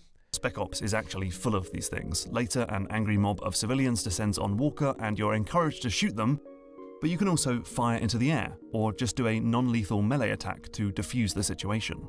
There's also a memorable one in Far Cry 4. Pagan Min asks you to wait for his return, giving you a chance to escape from his fortress. But if you actually just wait for his return, you'll unlock a secret ending. These hidden options can make players feel smart, and it makes the game feel less like a rigid sequence of choices and more like an organic and believable world. Advantage 2. The choices don't have to be equal. So back to BioShock for a second. When it comes to rescuing or harvesting a little sister, the choice is equal. I mean, sure, the consequences are different, and one might make you feel bad, but the physical act of making the choice is identical. Press one button on your controller, or the other. But then consider a game like Undertale. Here you can choose whether to kill the monsters and bosses in this game, or spare them. But it's far from equal, and it's usually a lot harder to save the creatures than it is to simply wipe them out. Wow. So that means you need to put in effort if you want the better outcome, and you might decide to make a certain choice simply because it was too difficult or cost too many resources to do the other thing. Like there's a bit in Deus Ex Human Revolution where your pilot Farida is pinned down by enemies, and it is possible to save her as long as you are able to defeat a bunch of baddies in record time. It's not a moral choice whether she lives or dies, it's a test of your skill. Also, picking immoral and selfish choices from a menu can make you feel pretty icky, but it's even worse when you have to physically carry out those actions yourself. When you slowly, Yeah. It's funny because, like, yeah, when it's an invisible choice, I almost never will do the evil option in a game. Like, I'll feel weird about it. But when it's a choice where it's like one of two things, I almost always pick the evil option. Like in KOTOR or Mass Effect or anything, I always pick the cartoonishly evil one because it's funny to see what they did, and it's like I feel like I'm missing the more entertaining outcome. But when it's an invisible one, I'm always like, I don't want. That's not what I would do. Annually, personally steal from this elderly couple in this war. I mean, you think about it, like in Fallout. If you do the evil choice, you get to see a fucking nuke go off and blow up a town. And if you do the good choice, it's like, here's 50 caps. Thanks, mister.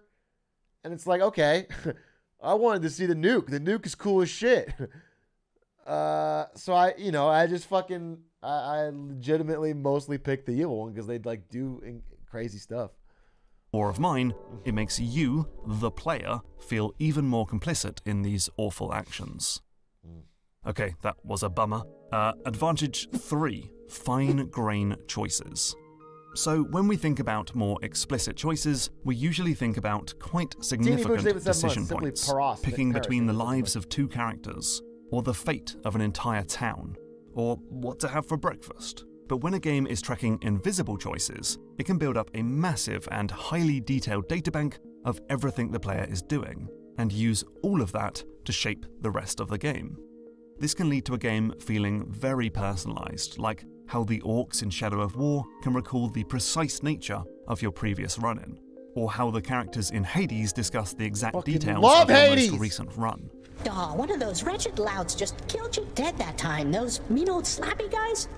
Maybe try killing them beforehand, I don't know. It means the game can comment on tiny things like where you've been, which is why JC Denton gets chewed out for entering the women's bathroom in Deus Ex, or how long you take to do something. Waste too much time before rescuing your pals in Mass Effect 2, and you'll find the Normandy crew has been reduced to a gooey grey paste. Oh, wow. This makes you think about the effects of every action you perform, and not just the big, obvious choices. So, in Dishonored, for example, every time you kill an enemy, you're adding to the chaos meter, which can change the outcome of the narrative, shift how characters see you, and add more rats to the world.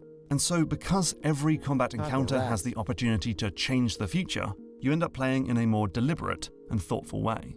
Same goes for Metal Gear Solid 5 and how the enemies adapt to your playstyle by popping on helmets or installing more floodlights. And finally, Advantage 4. Surprising outcomes. One of the biggest problems with explicit choices is that they make it really obvious that you're making a decision. Were you goated at Dishonored? I don't think Dishonored's the type of game. I mean, it's not multiplayer, right? I don't remember Dishonored being that hard. It was fun. I think everyone feels goated in that game because it gives you so many tools.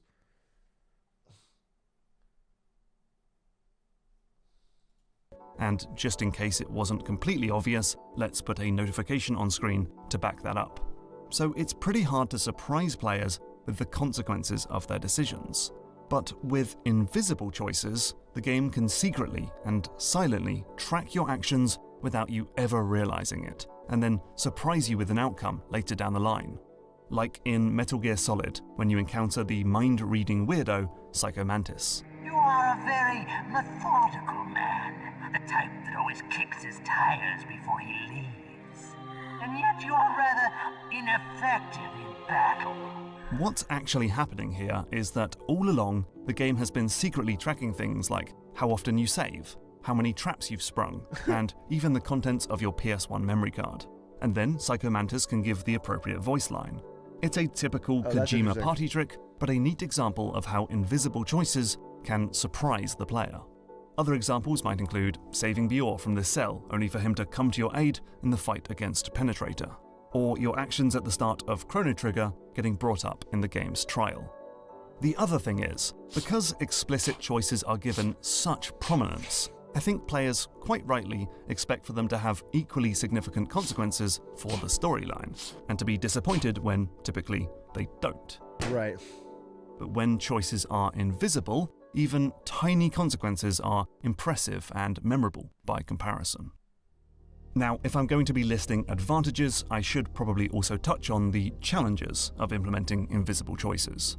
For one, it can be hard to honor every choice the player might make. Yeah. There's a scene in Firewatch where you have to deal with some skinny-dipping teenagers, and the game will react to loads of different actions, including tossing their boombox into the water. But the programmers had to create a very complex and robust system to account for all of these different actions. Interested devs can find some resources to help with implementing invisible choices in the description for this video. Also, this system doesn't really work for every type of choice. If you're what?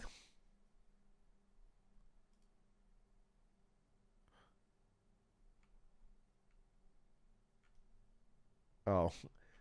I thought the description like changed based on how I watched it. I think it said pausing Peter or some shit if I was pausing too much. I was about to be blown. Oh, my mind was about to be blown, dude. I thought it was going to fucking give me a fucking custom description. I don't know. I don't know how. I was ready to have my mind blown. Only way of communicating to the game is down the barrel of a gun. That's not going to work for more nuanced decisions. But it doesn't have to be either or. Back to Firewatch again, that game tracks actions like picking up objects, but it also has a full dialogue system through the walkie-talkie that gives you two very different ways to express yourself. Well, I was a little disappointed. Another challenge is that when choices are made ambiguous, players might not know that they even had access to certain options and feel cheated when they find out. I made a video about Fort Frolic in BioShock and mentioned how you can leave the area without killing Sauler Cohen. But according to my comment section, plenty of people didn't know that walking away was a valid choice. So you may need to teach players that other actions are available. And finally, players may not realize that they're seeing the consequences of previous actions. The nice thing about explicit choices is that they are, well, explicit about the fact that you're having an impact on the game. But invisible choices can easily be missed altogether. In playtests for Dishonored, Arcane found that some players thought the game was incredibly linear, but only because those players didn't even realize they were making choices. They were too subtle, too organic. Likewise, it's easy to get to the end of Silent Hill 2 and have no understanding that the cutscene you receive is actually the result of some obscure and obtuse actions you've made throughout the game. It's important then, when using invisible choices, to be quite heavy-handed with dialogue and make it crystal clear to players that this is an outcome of their earlier actions.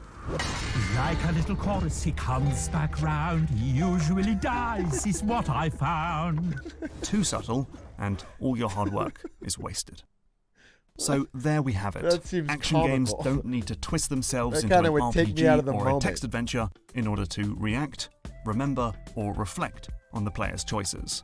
These games already have ways for the player to communicate, to express intent. Bro, my takeaway from this video is that Spec Ops: The Line is the only game that's ever come close to their idea of unintended choices, and every other game has abandoned it basically because it's hard to do. It doesn't make sense.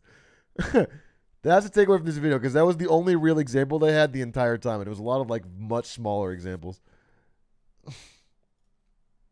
And I think that game didn't do well, so yeah, I can see why devs avoid it.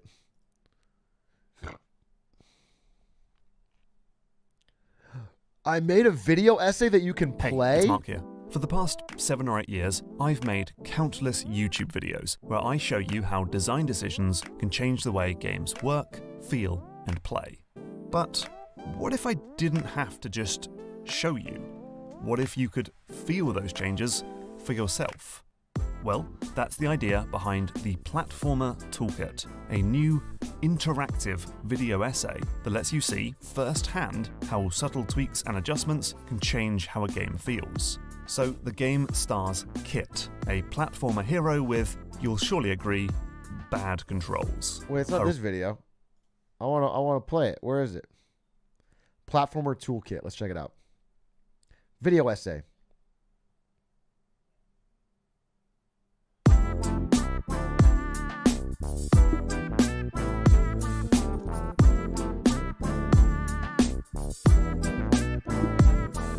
Hi, I'm Mark Brown, and this is the Platformer Toolkit, an interactive game design playground all about platformer character controllers. Okay. So, I want you to meet Kit. Hi, Kit. She's the protagonist of this platformer, but I'm really not happy with the way she controls. Have a play and see what you think. I'm sorry. You can use a keyboard or I'm sorry, but come on. Keep the politics out of the games, okay? Someone had to say it.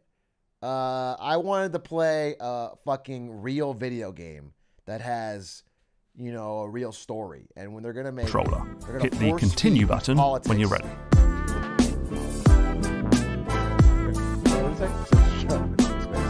Oh, it's lagging.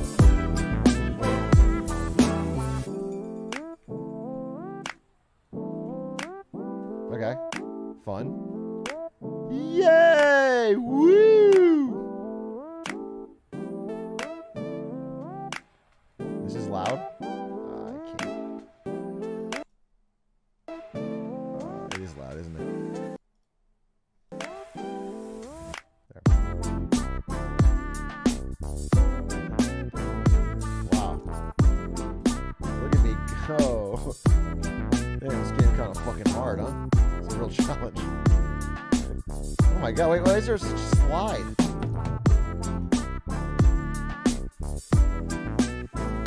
Okay, alright. Wait, there's a key fucking thing. Oh man, this game is a fucking challenge. Wait, where's the key?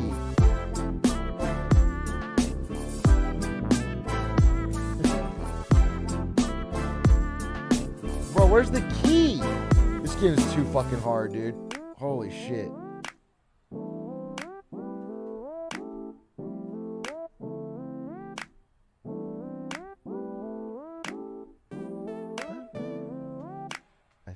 I think he said something.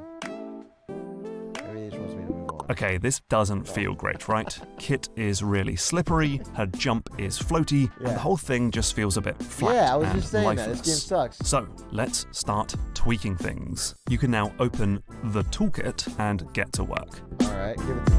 I'll show you that I'm the greatest game designer ever. Alright, welcome to Yoink. the toolkit. Skroink. This is Skroink. where we can tweak Yoink. Kit's variables to Skroinky. change the way she works, giving you a chance Yoink. to see how different stats can change the way a platformer feels. We'll start with Get the to the run. point! You can grab this handle and move it up and down to change how fast Kit runs. And then this handle changes Kit's acceleration, or how long it takes to reach that max speed. And this one changes the deceleration, or how long it takes Kit to stop when you let go of the controls. Have a play and see how it changes the way Kit moves when she's on the ground. You can run around while the toolkit is open, or close it to return to the level. Hit continue when you're ready. So a really long acceleration means you have to build up and maintain speed, like Sonic the Hedgehog. But a really short acceleration gives you a character who is super snappy and responsive, like in Celeste. There's no right answer here, it depends on the sort of gameplay you're after. For deceleration, having the character slide when you let go of the controls can make it easy to tumble off the end of platforms. As for top speed, well, that kind of depends on how much you can see. So let me unlock the camera panel. Click over when you're ready. Perfect. Okay, so here we can change how the camera works. We can change the zoom level. A wide view might be good for a very fast character, for example. In the top right, we've got a few sliders. Damping makes the camera slowly ease into position rather than snap into place. And look ahead makes the camera, well, look ahead, because the traps and pits in front of you are more important than what's behind. Yeah, I don't like a lot of look ahead. Damp it up, baby. Back to the running. Okay, here we go. So I want like skroink.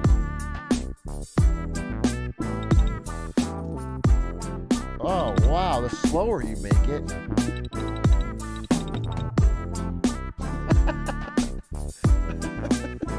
Now this is a game. Walking simulator.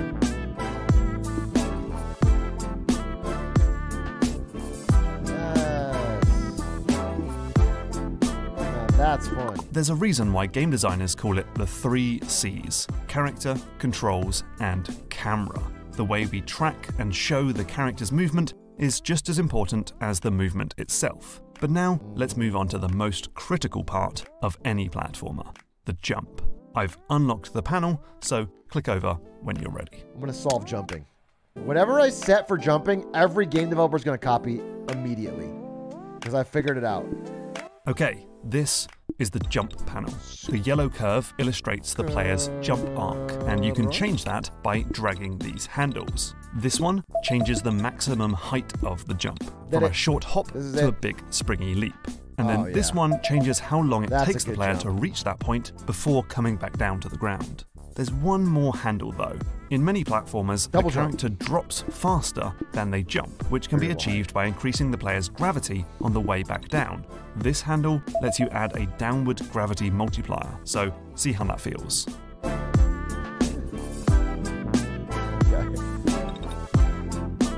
Oh, is the jump cut off for your height? No, don't ever cut it off. Woo! Air brake like this. Air control, max. Air acceleration, max. Jump height, max. Oh! That's kind of fun, actually. I'm making the slowest game.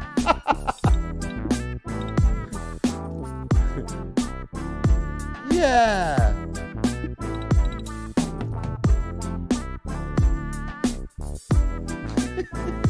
Getting the perfect jump can take months of tweaking and testing. Took me 5 It's minutes. the most important Less. and common action of pretty much any platformer, and so a floaty, imprecise, or fiddly jump can destroy the fun of that game. I'll call Hopefully it you've moon found some boots. numbers that work for you, but we're not quite done yet. let me unlock the assist panel for you. I'll make it really ugly. I'll call it Moon Boots, and everyone will fucking praise it.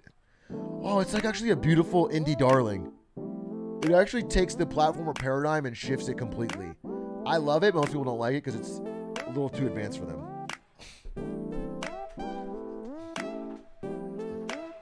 Would have gacha mechanics?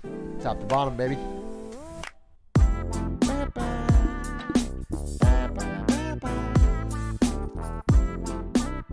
Dude, what if you make a game where it has all of these tools?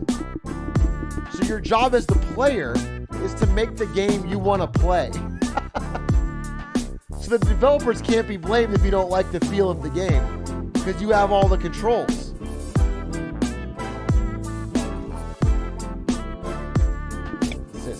Alright, let's talk about assists. These are almost invisible tweaks and changes that bias the game in the player's favour. Click on the question marks to learn more about how they work. You can also slow down time while on this panel to see these subtle tweaks working in slow motion.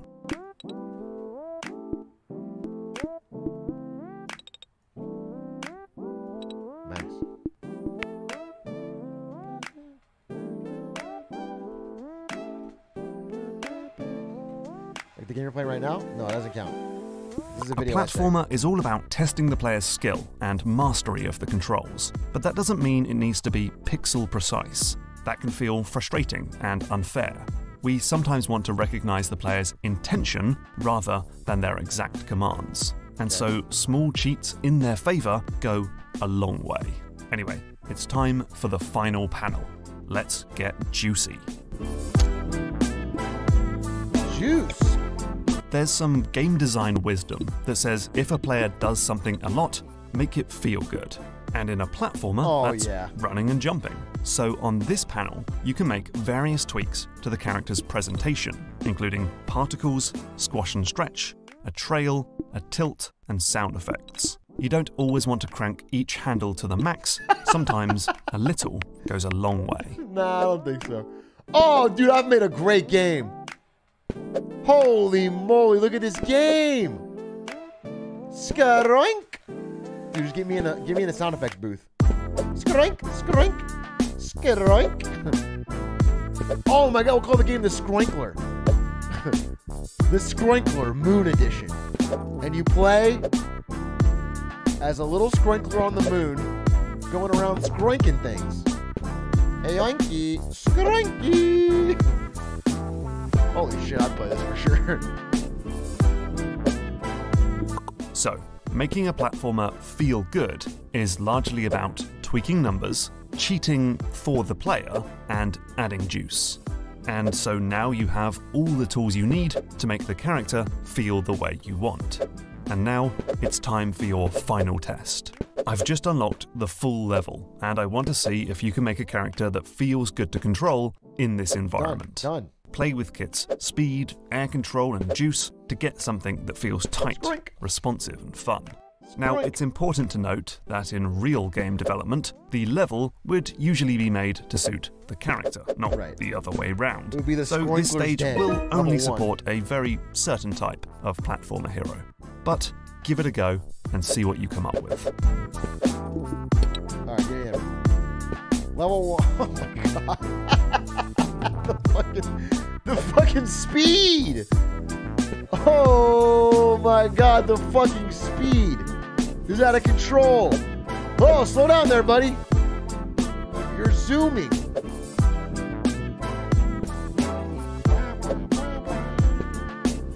It really makes you feel like Kit. Yeah, exactly.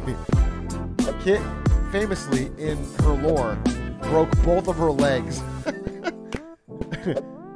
just before the game began. Still better than the new Sonic games, I'll tell you that. Resign from NVIDIA and start working at Nintendo ASAP. Bro, I'm saying this game is a hit. Skroink. Blur. Skroink. Man, what if we just blitz through?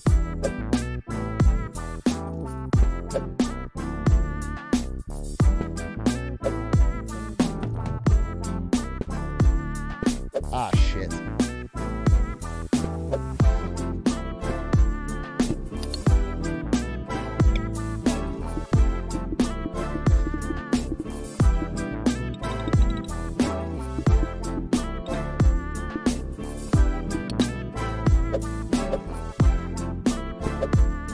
You have double jump? That's a cheat. I shouldn't have it unlocked yet. Whoa. Oh, falling platformer. Uh-oh. Okay. Wait, he killed me? Holy shit, this game's fucking difficult.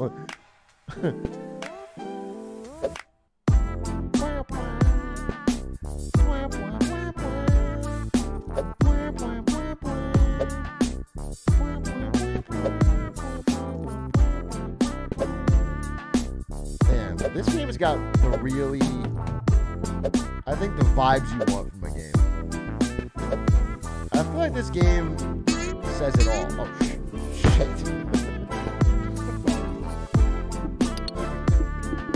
Fuck me, dude.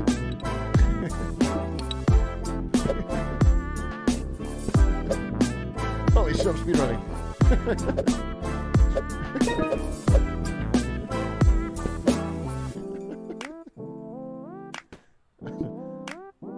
I did it! And there we have it. As a special treat for making it this far, I've unlocked preset drawers on the running and jumping panels, which will approximate the stats of characters like Super Mario and Super Meat Boy. Try them out and see how their different stats change the way they feel.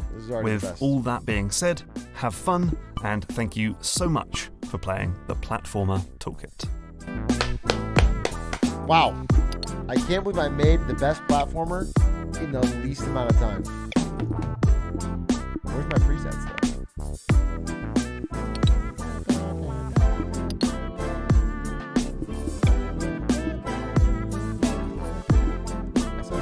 The soundtrack goes hard.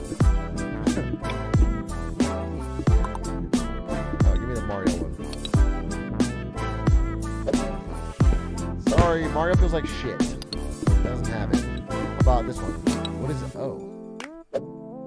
Wow, what the fuck? Okay, how about Celeste, the strawberry? Nope, that's bad because I didn't get it. How about the Band-Aid? Wow. Can't believe all four of them are bad. Crazy. You have to change it in jump. Oh, it's just running. Oh, I see what you're saying. Okay. I get it. Oh, yeah, it feels more like Mario. That's still bad, though. Damn. Can't believe that every single game developer in history has turned out to be a failure, except for me, after just 5 minutes with a simple design. We sure learned a lot there.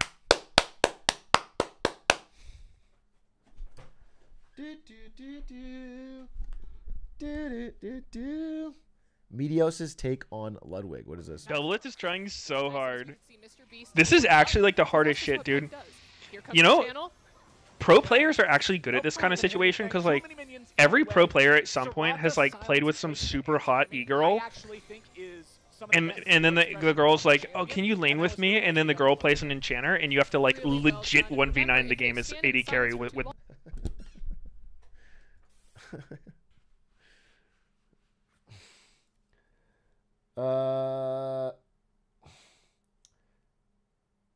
You're already better than Miyazaki. I didn't ask for that. I am, but you don't have to say it. He's done a lot. He did that whole Elden Ring thing, right?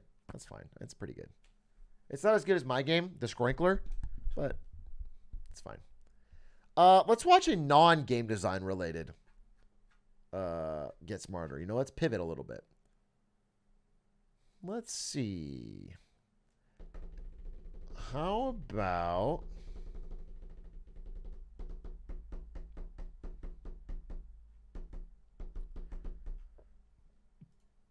How about this video? It might be a Sag Farmer, but it might be interesting. It's got 22 million views. Everybody feels lonely from time to time. When we have no one to sit next to at lunch, when we move to a new city, or when nobody has time. Bro, being a fucking military kid and having to move every year and a half to 2 years of your entire childhood. So you're always the new kid. And you always move to new school. Everyone's like already got their friends. And you show up and you're like, hey, I like Nintendo 64. I like GameCube. And you have to like fucking meet new people every time. For us at the weekend. But over the last few decades, this occasional feeling has become chronic for millions. Hey, I like marketing. In the UK, 60% of 18 to 34-year-olds say they often feel lonely. In the US, 46% of the entire population feel lonely regularly. Less than half. We are living in the most connected time in human history. And yet, an unprecedented number of us feel isolated. Being lonely and being alone are not the same thing. True. You can be filled with bliss by yourself and hate every second surrounded by friends. It's like sometimes when there's like a party going on, it's like much more enjoyable to not go but be invited. But if you're not invited and it's going on, then you feel like shit when you don't go. Oh, F.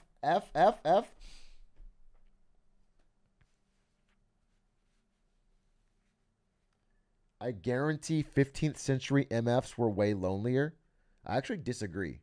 I think 15th century MFs, and by the way, I was there, so I can tell you, were generally in a very tight-knit local community where they knew everybody and everybody knew each other, and they had many like consistent social gathering practices like church or etc. So I don't think it's nearly the same. They definitely felt way less lonely. This is a... Imagine being the one guy not into food, though. Wait, what do you mean? Sorry, wait, what? What are you saying?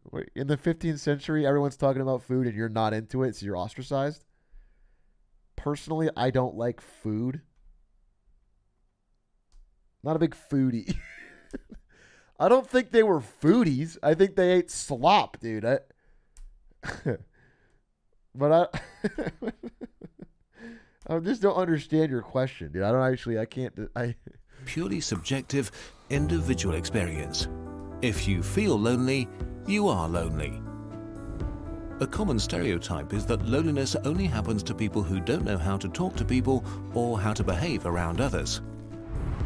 But population-based studies have shown that social skills make practically no difference for adults when it comes to social connections. Loneliness can affect everybody. Money, fame, power, beauty, social skills, a great personality. Nothing can protect you against loneliness because it's part of your biology. Interesting. Loneliness is a bodily function, like hunger. Hunger makes you pay attention to your physical needs. Loneliness makes you pay attention to your social needs. Your body cares about your social needs because millions of years ago it was a great indicator. I feel like this is building into my my grand theory of Twitch as social needs junk food. I think this is actually fitting right in to where you're like kind of like my brain's hungry. My brain's hungry for some social stuff. But nobody's around right now. And then Twitch is like, come on down for $2.99. We got a big old sloppy burger of social needs. And then you just fucking chomp that shit up. You were to survive. Natural selection rewarded our ancestors for collaboration and for forming connections with each other. Our brains grew and became more and more fine-tuned to recognize what others thought and felt and to form and sustain social bonds. Being social became part of our biology. Well, I feel like this part of my brain. Where the fuck are you when I'm meeting Hassan? Excuse me? Tell me how to form a social bond, because it always goes to shit. Okay? It's always a bad interaction. It's work overtime, dude. Get in there. It's like it fucking shuts down, dude. Being social became part of our biology. You were born into groups of 50 to 150 people, which you usually... Maybe it's because his head is so cartoonishly small and his body's so troll-like big that my brain doesn't recognize him as a fellow human. And so it's not triggering the normal social interactions. It in fact recognizes him as some sort of monster. That's what it must be. That's the only reason that I come off stupid. You stayed with for the rest of your life. Getting enough calories, staying safe and warm, or caring for offspring was practically impossible alone. Being together meant survival. Being alone meant death. So it was crucial that you got along with others. For your ancestors, the most dangerous threat to survival was not being eaten by a lion, but not getting the social vibe of your group and being excluded. To avoid that, your body came up with social pain. Pain of this kind is an evolutionary adaptation to rejection. A sort of early warning system to make sure you stop behavior that would isolate you. Your ancestors who experienced rejection as more painful were more likely to change their behavior when they got rejected and thus stayed in the tribe, while those who did not got kicked out and most likely died. That's why rejections hurt, and even more so, why loneliness is so painful. These mechanisms for keeping us connected worked great for most of our history until humans began building a new world for themselves. The loneliness epidemic we see today really only started in the late Renaissance. Western culture began to focus on the individual. Intellectuals moved away from the collectivism of the Middle Ages, while the young Protestant theology stressed individual responsibility. This trend accelerated during the Industrial Revolution. People left their villages and fields to enter factories. Communities that had existed for hundreds of years began to dissolve, while cities grew. As our world rapidly became modern, this trend sped up more and more. Today, we move vast distances for new jobs, love and education, and leave our social... Before I rewind though, I just thought of something. The person that slime blocks on Twitter. Actions hurt, and even more so, why loneliness is so painful. These left their villages and while cities grew. Love and education, and leave our social net behind. We meet fewer people in person, and we meet them less often than in the past. In the US, the mean number of close friends dropped from 3 in 1985 to 2 in 2011. Most people stumble into chronic loneliness by accident. I don't know what you're talking about. I have...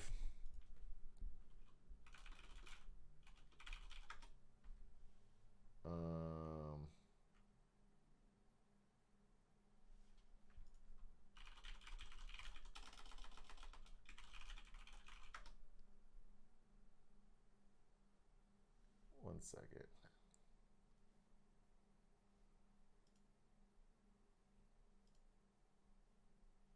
How do you see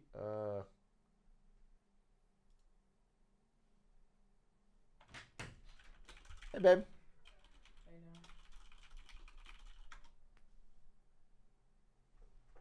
Oh, here it is.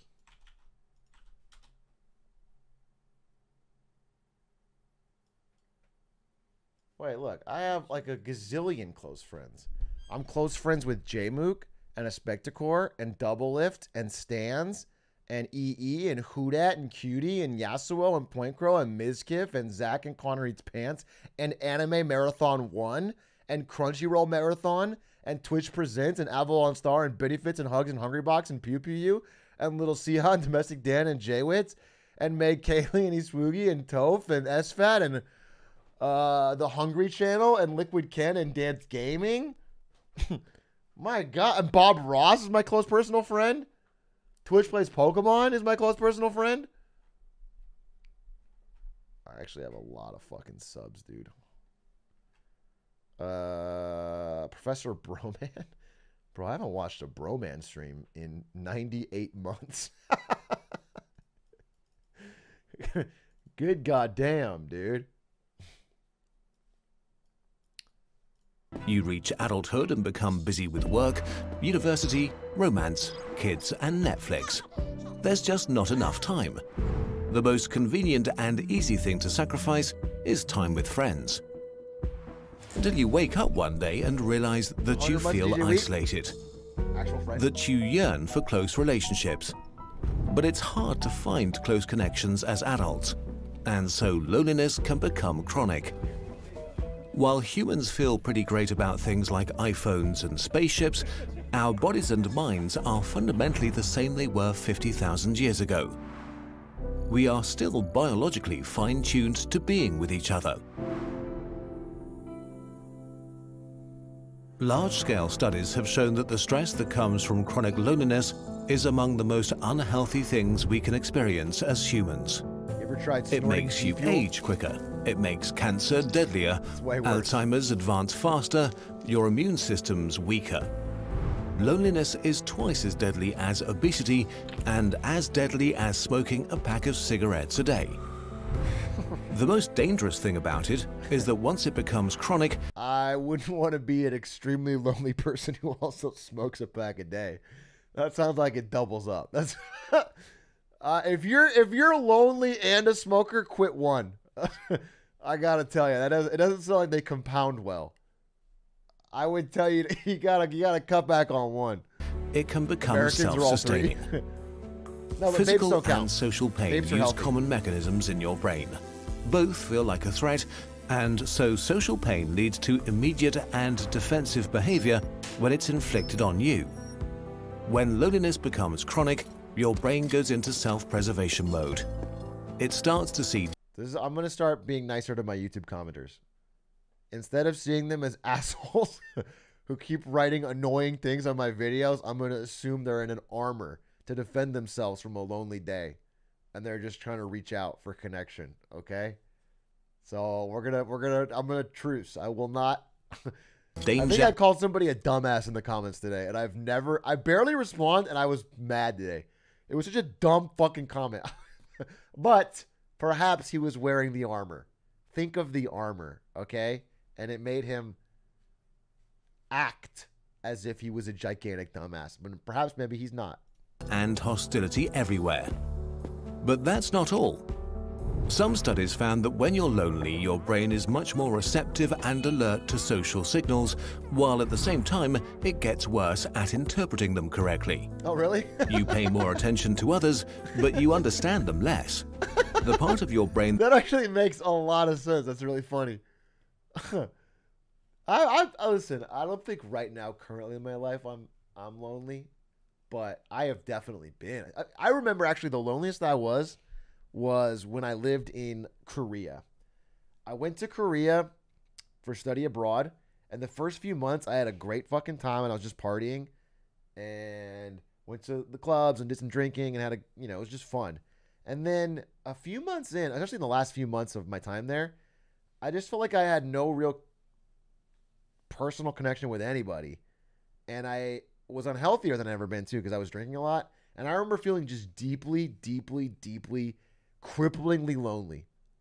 I definitely deeply remember this. I was like, and I got really into I think it was like when the Game of Thrones show first came out, and I was like just watching it on my laptop in my little Korean dorm, and I was like, dude, I just want to be home. I was like very homesick.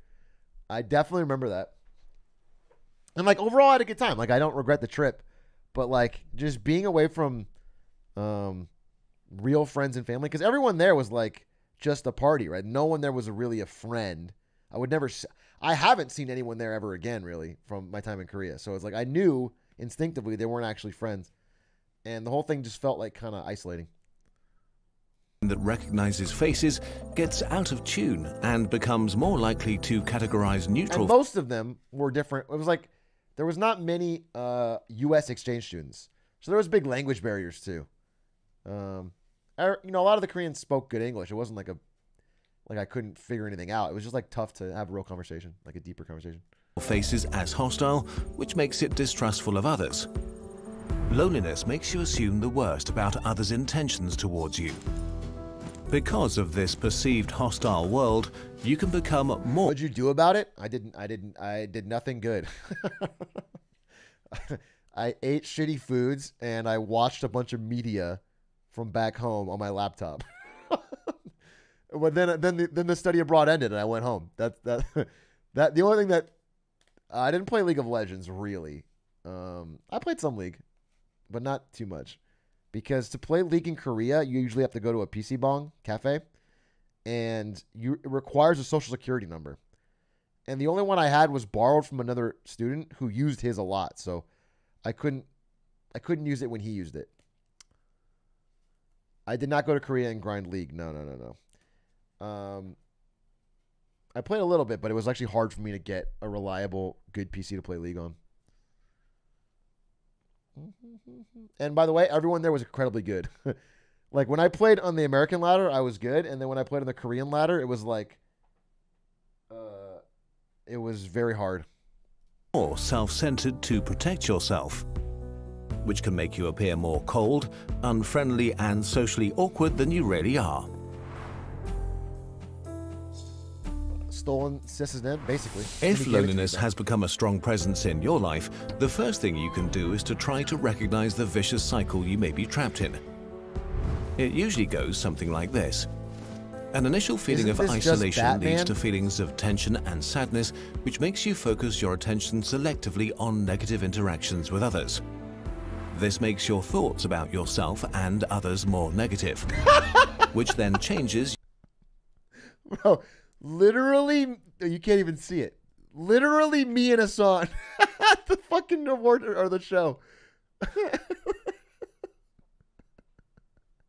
That's actually fun. And others more negative, which then changes your behavior. You begin to avoid social interaction, which leads to more feelings of isolation. This cycle becomes more severe and harder to escape each time. Loneliness makes you sit far away from others in class, not answer the phone when friends call, decline invitations until the invitations stop. Each and every one of us has a story about That is the fucking thing, dude. I think I'm trying to balance this in life, where if someone invites you, it's like a theory that I'm starting to build out in my head. If someone invites you to something and you decline, it's a totally normal thing to do. But what I've realized is every time you decline, that person is just, even if they understand totally, they're kind of less likely to invite you again. You know, it's like a decreasing trend line. And I think what you have to do is, my theory is, if someone invites you to something and you decline, you have to invite them to something that they can decline in order to get back to even, so they feel fine inviting you to the next thing. Because if they invite you to 3 or 4 things and you say no every time, they're going to just get the hint. Even if you don't mean it that way, they're going to get the hint and stop inviting. So what I will do is, what I'm trying to do is, even if I know they won't do it, it's almost better if I know they won't do it. Like, if I know they're going to be gone that weekend, I'll invite them to something, because then I've done it. And then the social thing is reset. You know? And so that way, the next time they're having something, they can feel fine inviting me because I haven't declined twice in a row.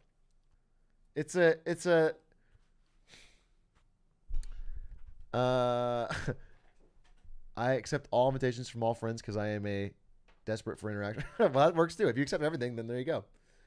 But because me, accepting something, it takes a lot of time. I still accept some things. I'm just saying some things I turn down, but now I'm thinking about it. Because, like, from my POV, if you invite someone to something and they say no matter what excuse they give, some part of your brain's like, oh, they don't want to come. And then you kind of like, to shield yourself from that no, you don't invite them the next time. So if you apply that to other people, you have to counter that. Ourselves. And if your story becomes that people exclude you, others pick up on that. And so the outside world can become the way you feel about it. This is often a slow creeping process that takes years and can end in depression and a mental state that prevents connections even if you yearn for them. The first thing you can do to escape it is to accept. Think about how much time this guy has to grind, though.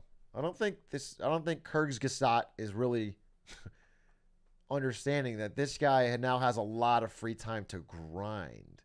In fact, he could, yeah, like what if he what if he turned down every invitation and just said, "Sorry." Haha. Yeah, but while you're partying, I'm studying the blade. You know what I'm saying? That could be actually sick. That loneliness is a totally normal feeling and nothing to be ashamed of. Literally everybody feels lonely at some point in their life. It's a universal human experience. You can't eliminate or ignore a feeling until it goes away magically, but you can accept that you feel it and get rid of its cause. You can self-examine what you focus your attention on and check if you are selectively If you decline, make sure it's a good reason. I'm a Sigma male, so I have to grind is a much better reason than seeing family or having to work. Exactly. Yeah, exactly. Exactly.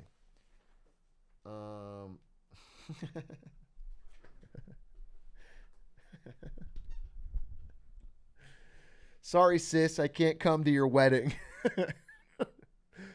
But I'm gonna shave 3 seconds off my world record. You know, that's a good reason to decline. Concentrating on negative things. Was this interaction with a colleague really negative? Sorry, I can't go to that family member's funeral. I have to day trade. Elon just tweeted about Doge and I want to make a mint today in the markets. Yeah, that's a good one. That's a good enough reason. Or was it really neutral or even positive? What was the actual content of an interaction? What did the other person say? And did they say something bad, or did you add extra meaning to their words? Maybe another person was not really reacting negatively, but just short on time. Then there are your thoughts about the world. Are you assuming the worst about others' intentions? Do you enter a social situation and have already decided how it will go? Do you assume others don't want you around? Are you trying to avoid being hurt and not risking opening up? And if so, can you try to give others the benefit of the doubt? Can you just assume that they're not against you? Can you risk being open and vulnerable again? And lastly, your behavior. Are you avoiding opportunities to be around others? Are you looking for excuses to decline invitations? Or are you pushing others away preemptively to protect yourself? They're zombies. Are you acting as if you're getting attacked? Are you really looking for new connections, or have you become complacent with your situation? Of course, every person and situation is unique and different, and just introspection alone might not be enough. This video, listen, if you're going through this right now, I apologize a little bit because this video is not offering a ton of great solutions. It's just really hammering home how bad it is.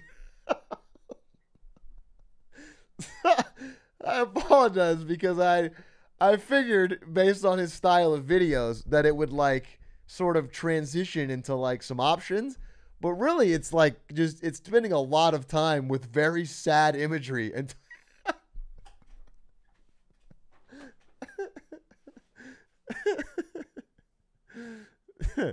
so I don't know. I mean, maybe we'll see where it gets. If you feel unable to solve your situation by yourself, please try to reach out and get professional help. It's not a sign of weakness, but of courage. However, we look at loneliness as a purely individual problem. Well, hey, check out Rise Against the Disorder for real. It's 100% free because mental health can often be expensive. Healthcare. Rise Against the Disorder is for people in the gaming community.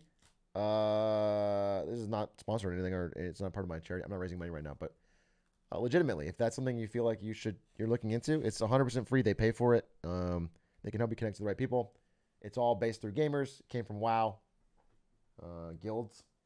It's pretty cool. Worth checking out. Interesting video. I mean, I don't think there's more to it. Yeah, it's probably an ad read. But not super uplifting. But therapists don't watch Gary V like I do. They don't get it. Well, I was thinking the therapist would be like Gary V videos. I mean, the best therapist is to sit you down in a room and give you an iPad and just play Gary V videos. If you're sad and lonely, get Skillshare. The most emotional moment in barbershop history? What the fuck does that mean?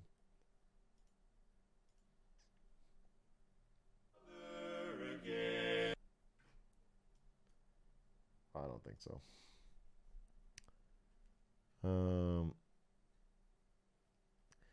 The only cure to my loneliness is having people respond to my messages in Twitch chat with lol W. that is, I don't think that works as well as you think it does. I've had some lol dubs. It's all right. I hope it worked, bro. I hope it worked. Everyone's fucking rolling. Everyone is rolling at your joke.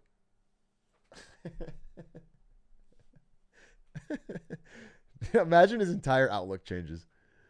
Imagine tomorrow he's just fucking standing a little taller, smiling a little brighter, because we got fucking 400 little W's here. He's gonna attack the day. All right, good luck, Moose Density.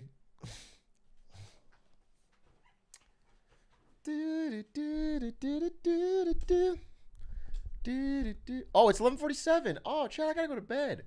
Shit, we have to end on that note. Back tomorrow though. Be back tomorrow. Damn, time flew. That was a big fucking stream. I'll be back tomorrow. I think. Probably a minor stream. I want to work on Marketing Monday. So we'll figure it out. But have a great cat vid. How about better than a cat vid? We get a cat. I mean, he's been getting very rambunctious around my headphone cords and my keyboard and my. He's getting around. Mwah, mwah, mwah. Chevy, Chevy, Chevy, Chevy. Chevy. All right, guys. Have a great night. Thanks for watching. Appreciate it. If I don't see you tomorrow, I hope I do, but if I don't see you tomorrow, have a good weekend. Thanks for watching. Peace. Adios. Do I want to raid anybody? Do I want to raid anybody? Do I want to raid anybody? No, I don't think so. Fuck it. Have a good night. Bye.